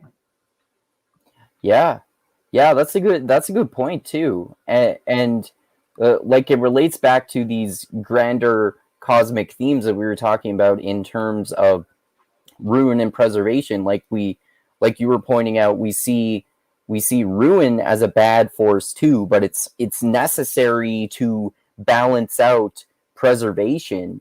And and also like in terms of power, relating that back to power too, like like we were talking about this in terms of Elend and ruling and and like Vin choosing to not become a god. Like you have to learn how to like find a balance with your power, like use it to do possibly morally bad things, but you have to find that balance where you're trying to you have to use your power to pursue the greater good. If you just get like drunk with power, you could become the cosmic, you could become the limits of the cosmic forces that they put on themselves, where like they're just pursuing their ultimate goals, but they're blinded by the fact that they don't have free will, so they're just pursuing their goals with power, but they're kind of like blinded by it.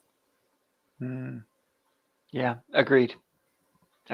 Preservation is just as bad as ruin, theoretically. Yes, yeah, for sure.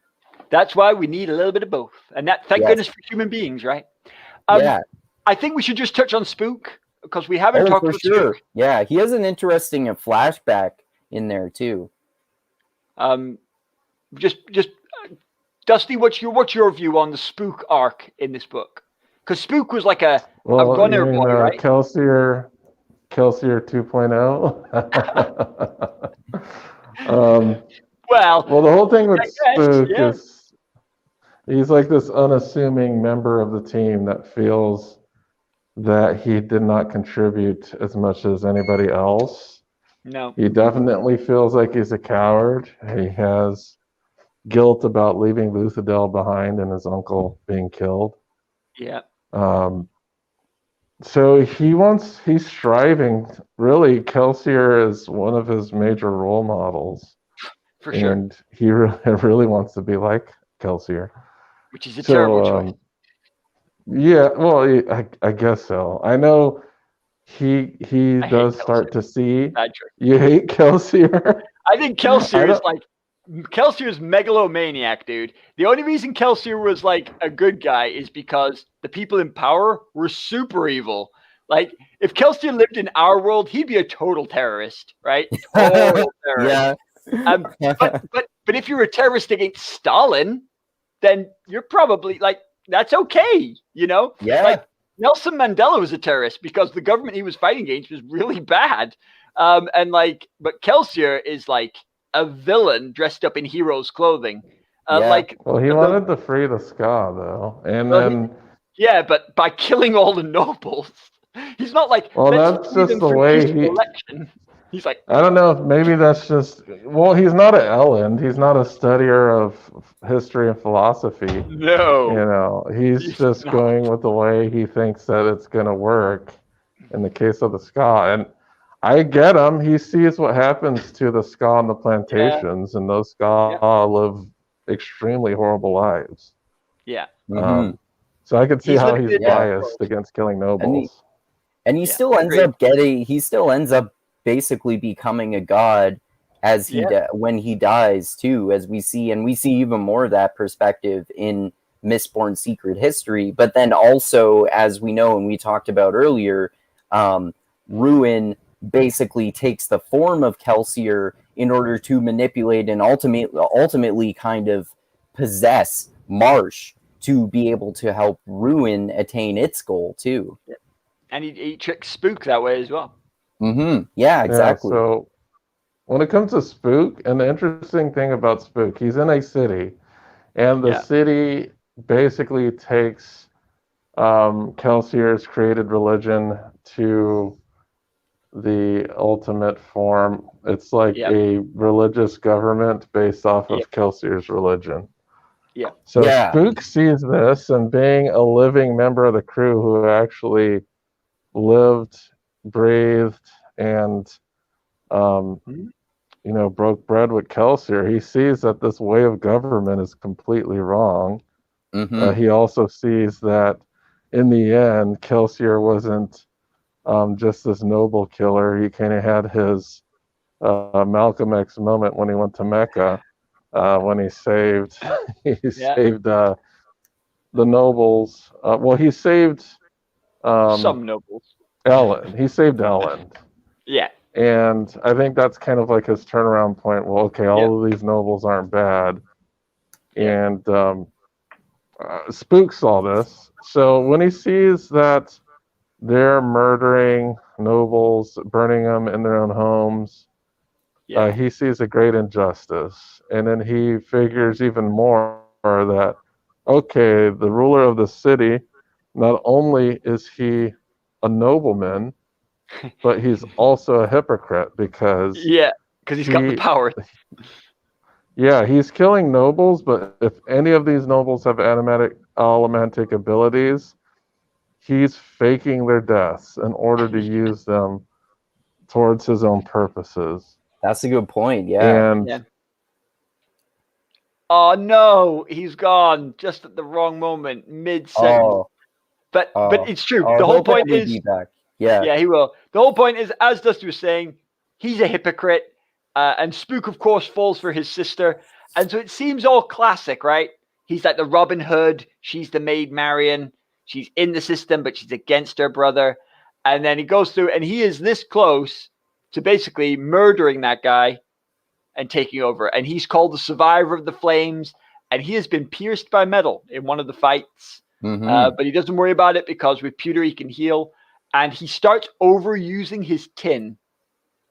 So Spook is a tin eye, so that means he can enhance his senses, but he's now using it so much, he's using it all the time, that he becomes what's called a savant, and it's like on all times. He no longer switches it off, he burns it permanently. So he goes around with a blindfold around his eyes, and he can still see everything, and if he doesn't have a blindfold on, like, the light burns his eyes. Dusty, you're back. We just summed up that hypocrite leader, brave rebel. Yeah. So that is, in a nutshell, the Spook story is right. Oh, this is devastating. Oh, he got kicked out again? Oh, that's too bad.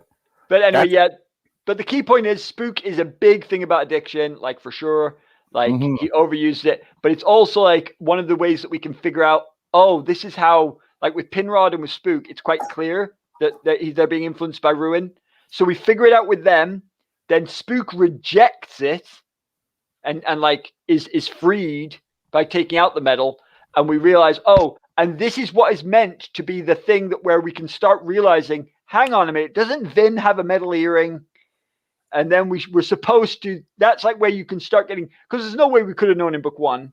But Spook is like the example in great detail that we should have realized that if you're pierced by metal, that's when Ruin can influence you. Yeah, for sure. It's interesting too, what you alluded to there that we mentioned a few times before, that there's this church and religion of the survivor that people start where they worship Kelsier, and then some people think that Vin is going to end up being the new survivor, and it turns out that, well, depending on how you look at it, either everyone is wrong or everyone is somewhat right and somewhat wrong, because they both kind of have major roles to play, but they're much more complex and different from what we expect, as we kind of went over.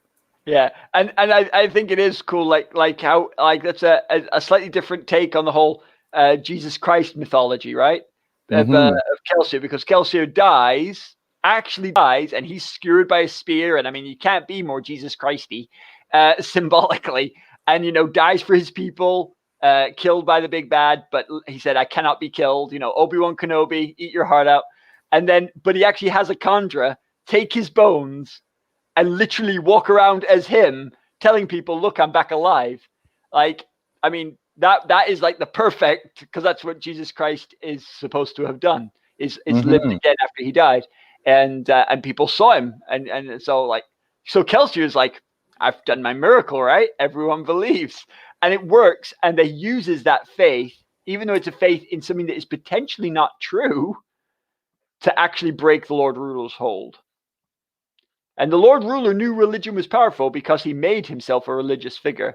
Kelsier understands that too, makes himself a religious figure and uses that. And one of the things we find out is that hundreds of years later, when people have forgotten all about preservation and ruin, Kelsier's religion's still alive and kicking. Yeah, for sure, man. So religions outgrow their founders. You can't choose what influence you will have in 50, 100, 200 years' time. You can only choose what you do with the time that is given you, and then it grows beyond you. And that's what Spook realizes. He's like, this is wrong. You're using Kelsier's name, but in a way I don't think Kelsier would have done it. Tough. Yeah. You don't get to choose that. Yeah, that's interesting because like Kelsier, like all three of them, Kelsier, well, all four of them really, like Kelsier, Elend, Vin, and Sazed. I'm sure none of them expected to be gods, and none of them wanted to be worshipped as gods or had religions formed around them. But like you said, you can't even maybe Kelsier. Maybe Kelsier, but you can't even like control whether that happens to you. No, you can't. You can't. You can only throw it out there and see what people do. Yeah. But Harmony almost actively tries not to be worshipped, and it still is. Yeah. Yeah, definitely. So, yeah, I think it's really cool. And by the way, just one other thing about the preservation ruin thing that I didn't realize for ages. So ruin can influence the world. He can talk to you if you've got the metal piercing. Preservation can't, but preservation hears everything. I love that idea. I know it's not really important to the story, but the idea that I can listen, I can talk, but I can't do both. And I again, limitations I just find far more interesting than powers. Yeah. Also, I think we talked about this maybe a little bit in our last chat about the last book in the Well of Ascension, how I find these ways, like, to me, the way that the idea of gods are examined in fantasy and science fiction, I find by far the most interesting, because they're examined in such interesting ways, and it's so much more interesting to me than just like, this standard vision of God as omnipotent and omnipresent, all powerful, never changing, or anything like that.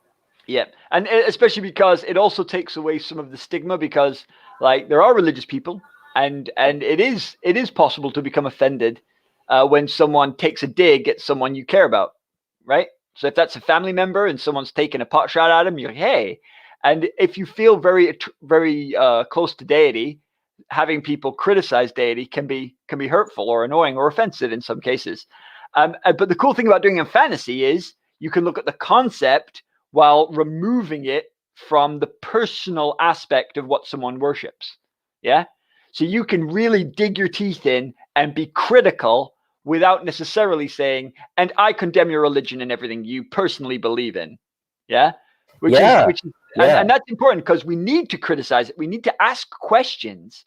That's one of the things that the Mistborn series is all about, is ask questions. Never stop asking questions. Never stop interrogating. Never stop looking for something a bit deeper. And that goes for friendship. That goes for family. That goes for religion. That goes for science. That goes for life, right?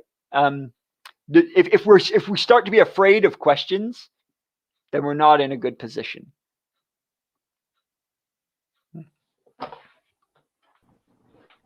Dusty, I didn't realize I had myself muted there. Yeah, for sure. What were you saying? You didn't get to finish what you were doing before you got cut off, so I just wondered if you had any thoughts you didn't get to finish with. You were talking about Spook. Oh, no.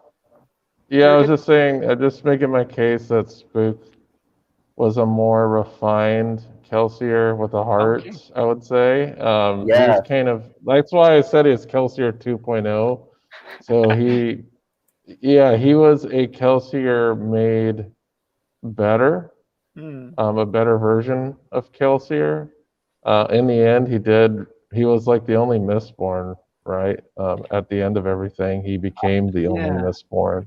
Well, because he was only a Misting, God made him into one.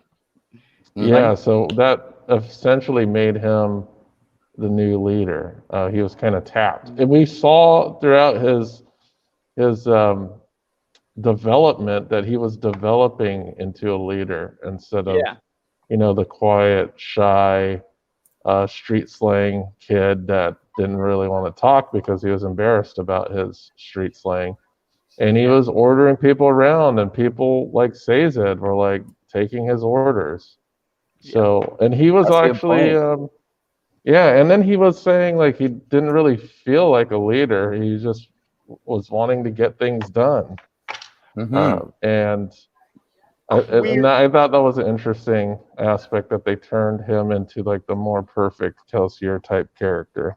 Yeah, Quick question. that happens with all of the people who become like successful gods who balance the universe are and leaders in this, like Vin, Elend, Sazed, and Spook in a way too. They're the best at leadership and at handling power because they're wary about power and they understand the dangers of it, like we kind of talked about a little bit before. That's exactly where I was going, Andrew. You just absolutely nailed it. I couldn't agree more with what you just said. And like clearly, one of Sanderson's approaches is those who do not seek for power are some of the best to be entrusted with it. That's clearly a message. And those who seek for power, in most cases, don't tend to use it very wisely. In his book, and that was one of the thoughts that Plato had, right? Rightly or wrongly, depending on how you view his philosophy. But one of his thoughts was like philosophers would hate to be the leaders, and they're probably the best person to make the leaders because of that. And like we've seen that played out. I don't know exactly if we can say that's 100% true, but it's something that we see that a lot of people believe. And you can see it in loads of different things, like the hobbits in Lord of the Rings, like the exact opposites of leaders, but in fact some of the best leaders. And like Aragorn hasn't taken up his throne, and yet he's the greatest of all kings. And then there's what you call it, like, or even something like what's a YA example? Divergent. There's a YA series called Divergent, and in it the people it's post-apocalyptic. Everyone's split into their factions, and one of the factions is called Abnegation. They're the people who don't have any riches. They give off everything. They're not even allowed mirrors because they don't want to look at themselves and become vain. They're the people who completely just do everything selflessly, and they're the ones they make the politicians. That's a good idea. The Knights Templar. Yeah, but again, we find it rarely works, right? But that's the concept.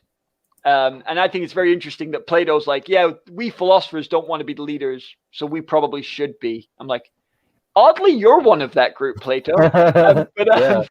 But anyway, I think it's right. I think people who don't seek after power often are better with it because they are more wary. But I think, like all arguments, I think it should be interrogated, because sometimes I think if people actually are preparing for power and intend to be the leaders, they can train themselves up and actually end up being better leaders. Yeah. So, anyway, but it's interesting thought. Yeah, for sure. And certainly Sanderson seems to be behind the whole people who don't seek for power, who don't go and grasp it, tend to be better with it. His books seem to suggest that. Yeah.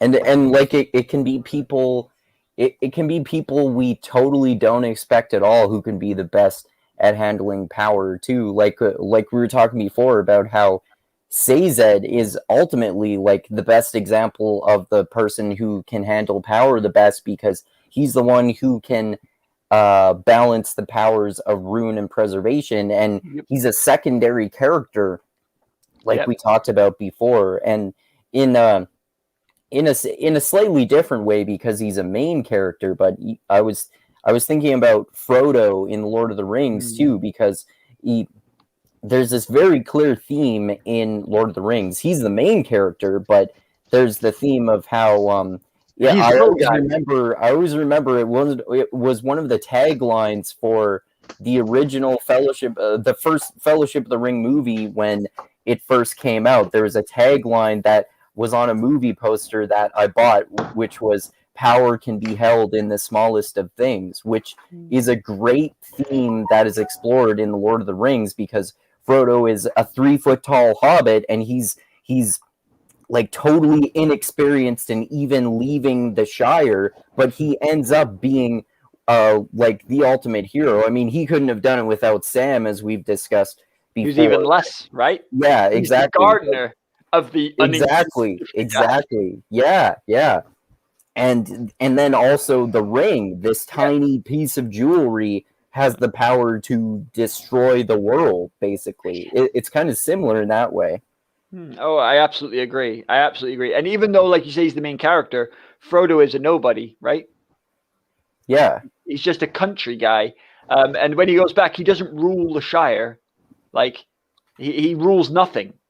But he is the true leader of the salvation of the entire planet, thanks to a little help from Gollum and Sam, right? Yeah, exactly. I have to throw Gollum in there because I know that you love Gollum. I know. I know we had an interesting. We had a debate proper about this discussion before. on that. Yeah. So, what are some of your favorite moments from the book then? Like actual set pieces. I like it.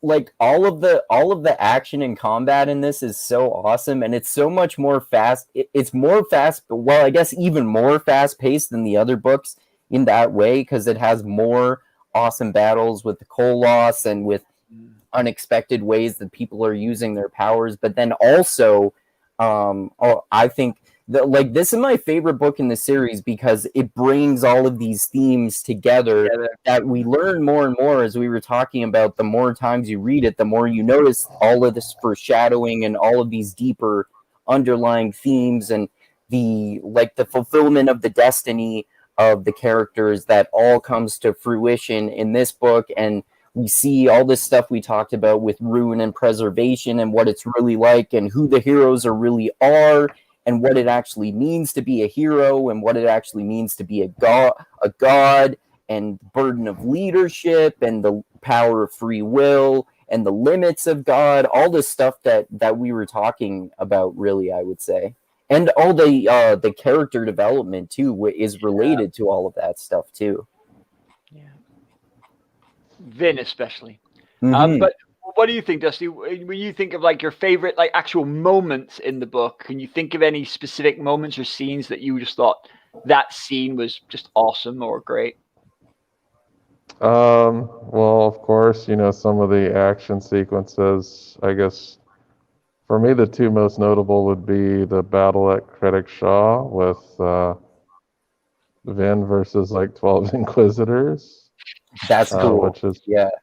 And she basically destroyed the place using force alone. Yeah. And my other favorite moment is Elend's last stand, when he gathered the three.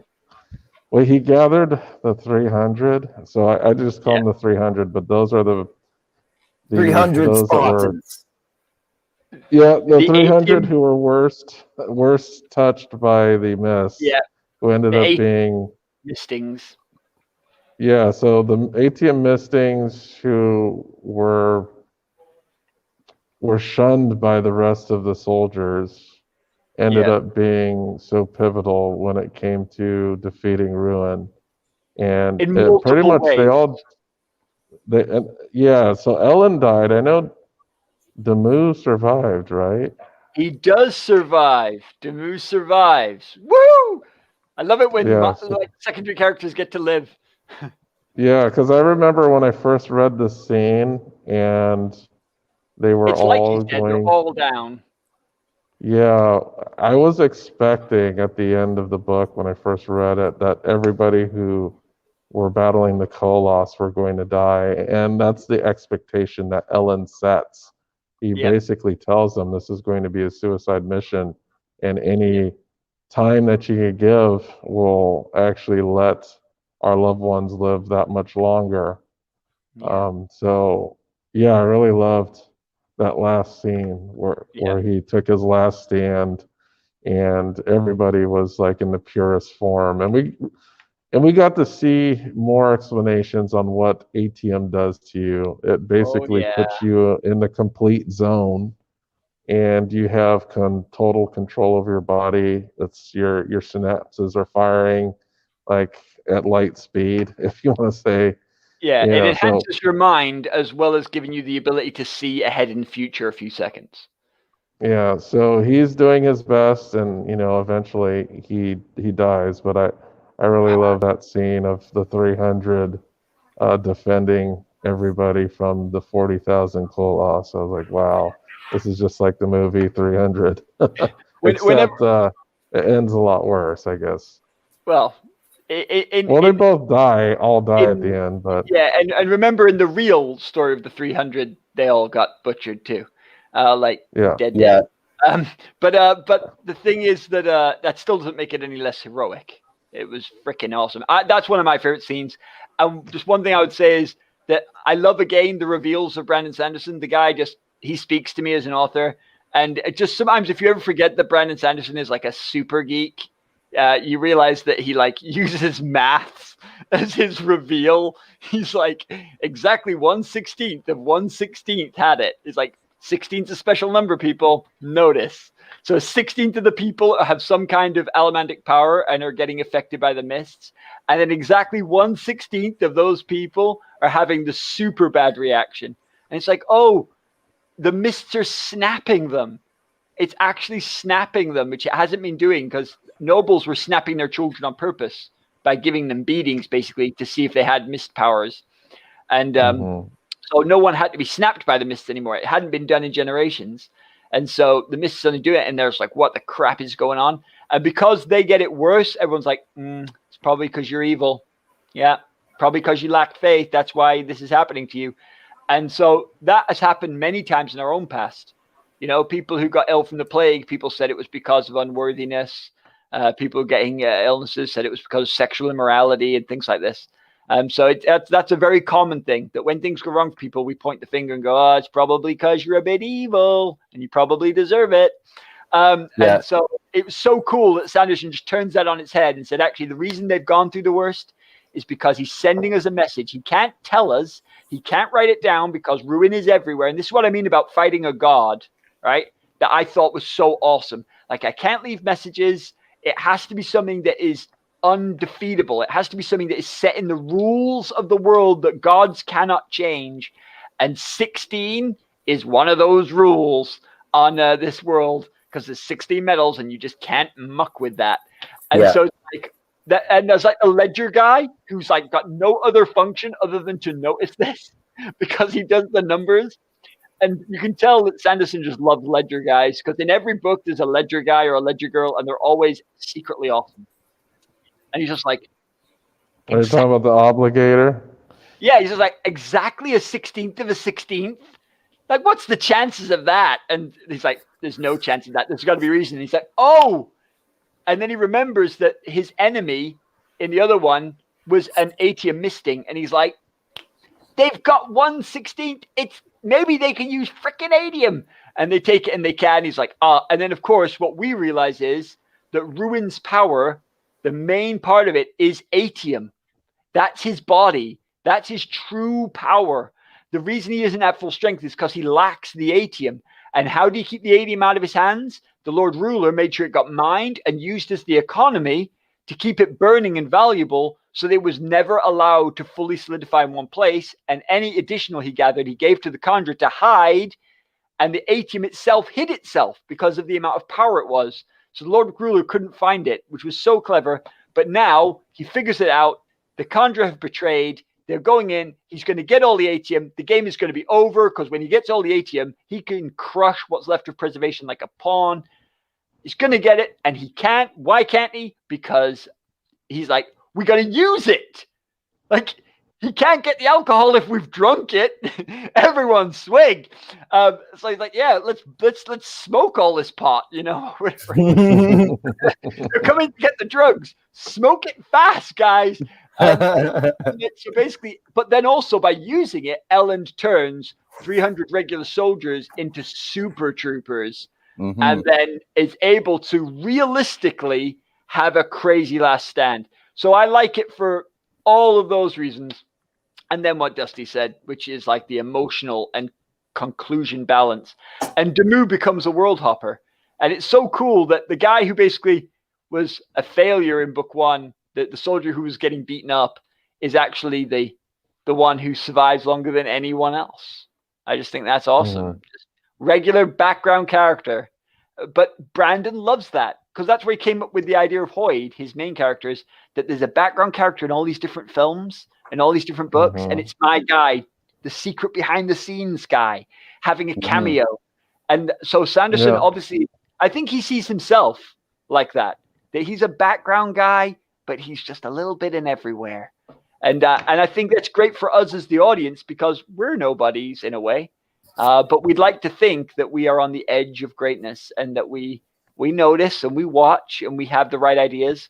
And yeah, so I think that 300 moment, the trickery, the math behind it, the additional reveal, the use of Demu, the amazing progress that Elend has made from idealistic youth who wasn't doing anything to someone who was lit like a spark as Vin came into his life, started to make changes, was too idealistic, was completely betrayed and let down, and then was able, instead of being crushed by that defeat, to grow from it and become something even stronger.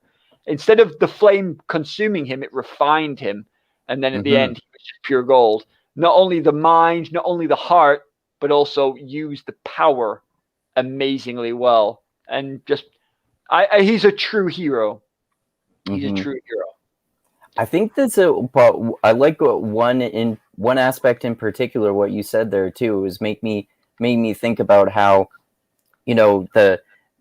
Brandon Sanderson maybe sees himself as this person who, he's not like the epitome of anything, but there's a little bit of him everywhere. And maybe you're just a nobody, but you can still change the world. I love that ultimate theme of hope. And also it made me think that probably describes nerds, and why it really does. Why fantasy and science fiction apply to nerds, because maybe you're just this reclusive nerd and people don't get you, but then you read these really awesome fantasy and science fiction books and you think, wow, this is so fascinating. This makes me feel important in the world. And then you can connect with other nerds who love fantasy and sci-fi like we did, and then nerd out and talk about how awesome these books are too.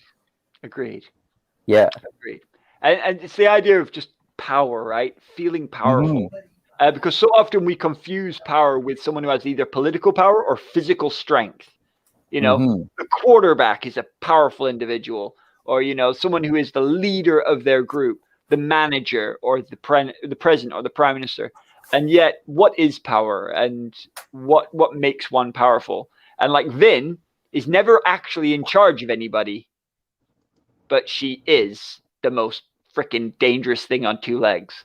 And that is freaking awesome. This spindly little 5 foot tall murder girl, and she's just amazing. I remember someone said, because Elend has taken a bead of Laurassium, he's actually a more powerful Mistborn than her.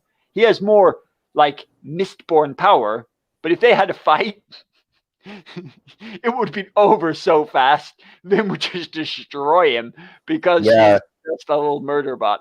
And I love the fact that Brandon seems to have gone out of his way to do that, to empower people who we would sometimes mistakenly consider powerless. Yes, definitely. Yeah, I love that. All right, well, I've got to end it here and get going, guys. And we pretty much talked about all the fascinating parts of the book. I think that's cool. So I was talking with Dusty about this yesterday, that I would like to get into both Mistborn Secret History and then eventually Era 2 of Mistborn, and perhaps even a few short stories. I think there might be one or maybe more short stories related to Mistborn in Arcanum Unbounded, that collection of Brandon Sanderson's short stories. There's definitely at least the 11th Metal, to get into too. But before we do any of that, I actually was thinking it would be fun to talk about the original First Law trilogy first. So do you guys want to do that before we talk about more Mistborn stuff? First Law's its own little kettle of fish. Yes, it is. Yeah.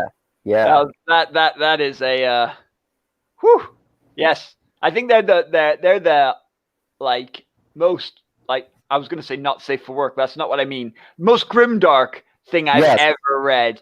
But well, that's why Joe Abercrombie is Lord Grimdark on Twitter. He should be, right? Because I'm like a Brandon Sanderson guy, right? I like my happy endings and my cool little clever magic and nerd wins. I'm all over that. And like nice married couples getting happily married together. That's like that hits all the little points in my little nerdy brain. But I read it and I didn't know if I could like enjoy that, but it was so good.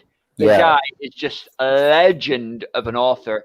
So different from what I would have expected, different from what I would have thought I enjoyed, but he blew my mind. His ending was just amazingly good. So I would happily talk about Lord Grimdark. Very, very different kind of book. Don't think if you love Brandon Sanderson that you're necessarily going to love Abercrombie. It's a very different experience. Yes, very different. You have to be up for it.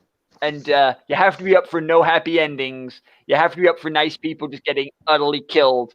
And like people like great duelists, if someone comes up behind them in the alley with a knife, they just might be dead. And that's that. Because that's what happens in real life. And so Joe Abercrombie's like, suck it. Yeah.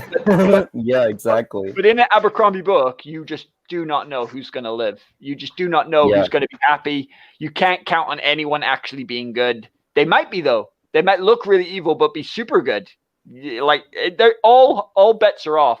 In many ways, he gave me George R.R. Martin vibes, but with less history and more character time. Yeah, totally. He got to the point a lot quicker.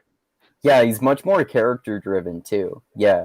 Well, I mean, that's not a diss at Martin. I think Martin has great characters, but for Crombie sure. gets to his characters very quick, and I think he might be the best at like sheer involved gray characters. He might be the best writer of gray characters I've ever read, ever. And I include sci-fi. I include modern works, not just fantasy. I think he is sensational. What he did with Byatt, what he did with Logan Nine Fingers, is just it's freaking stellar writing. Yeah, for sure, so man. I'm very, very happy to do First Law. Very happy to continue with Mistborn, though.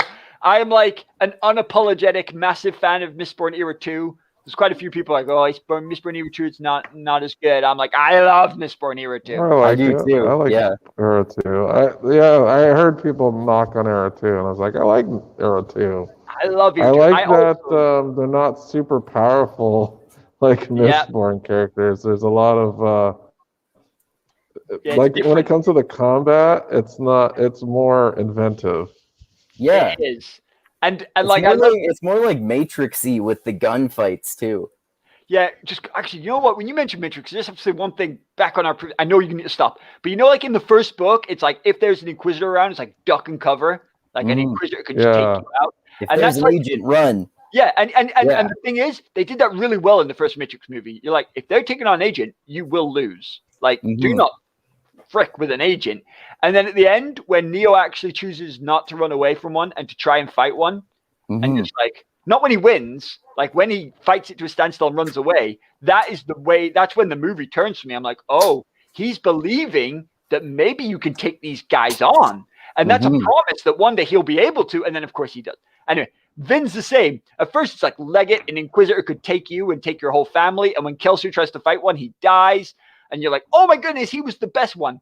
And then later on, like when you said in this one, like he fights 12 at Greenwich Shaw, he's just taking them all out. You're just like, and that's like Neo at the end of the Matrix trilogy when he's just super beyond godlike. Yes. And there is a coolness to that. But I like that the second trilogy grounds it. I like the Western theme. I like the fact that you can say technology doesn't stand still, that this world is living and breathing and moving forward. And how would you use the power now there are guns? And like, so there's like similar themes, but it's a completely different take. Love it, love it, love it. And the love story is my favorite in Cosmere. I love their love story. It is my favorite. Awesome. Yeah, that would be. I will happily rave about that. So yeah, whenever I know you need to go, Andrew, you decide whatever you're on for. We'll be there, I'm sure. Dusty, do you have a preference? Do I have a preference? I'm Yeah. fine moving over to Joe Abercrombie. Okay. I wouldn't do that. mind revisiting and rereading that stuff. Yeah, I me think it'd too. be fun. Yeah. I will have less Um, geek-like knowledge. I've only read that book twice.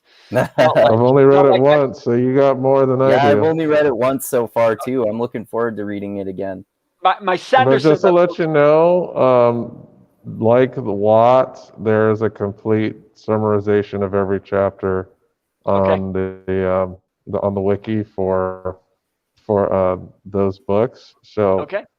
I actually used it while I was reading it just to like see if I caught if I missed anything. I would go back to that wiki and read it. I was like, oh yeah, I didn't catch that.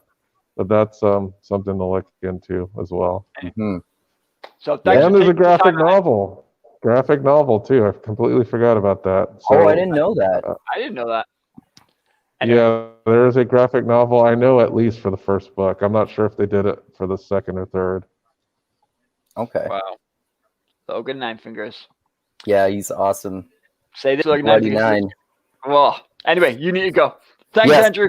All right. Thanks a lot, guys. And yeah, I'll say all the stuff I say at the end of my videos here. So thanks a lot to those of you who watched this. Hope you found it as enjoyable with us nerding out about this as we did.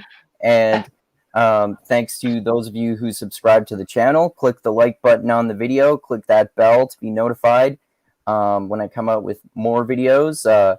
Dusty Parker and I are going to do a chat with are going to do a chat soon, I think, about the book called Professor in a Cage, a nonfiction book about an English professor who decides to train in and fight in an MMA fight. So that'll be fun.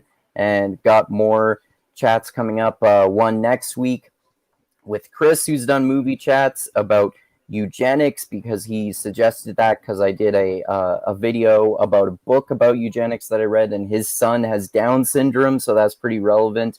And might do another, yeah, might do another theological debate next week with a few of my Christian friends and a few of my atheist and street epistemologist friends. And gonna continue all of the multiple different book series that I'm doing on like Jordan Peterson's new book and Foucault's History of Sexuality and Slavoj Žižek's book on Hegel called Less Than Nothing, and a book I read about anarchism that I'm doing a series on too, and lots more cool stuff like that to come.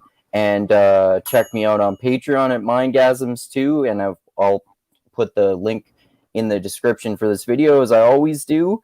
And yeah, like I always say, I love you all. Keep being the tiny beam of light that shines through the almost impenetrable darkness in the universe. And most importantly, always remember this: the funk cures all, and groove is in the heart. And read awesome fantasy books like Mistborn. All right, and anything else to say there, guys, before we end it? Just stay happy, guys. See you next time. All right. Yep. Make sure you like and subscribe Andrew's channel, and yeah, join us next week. We're gonna do on my channel. We're gonna do Basic Instinct. Yeah, check out Woke Centrist on YouTube. Yeah. Yeah, we're following the Paul Verhoeven train to its ending, and I don't know if there's another movie after that. I'll have to look into it. But There might be a Basic newer one. Instinct was a major film. There's always another for secret. There's always another movie. Yeah. We're not going to do his foreign language movies. Or we're just sticking to the Hollywood productions. Yeah. Yeah, check out Woke Centrist on YouTube. And yeah, thanks again, guys, and thanks everyone for watching, and adios until next time.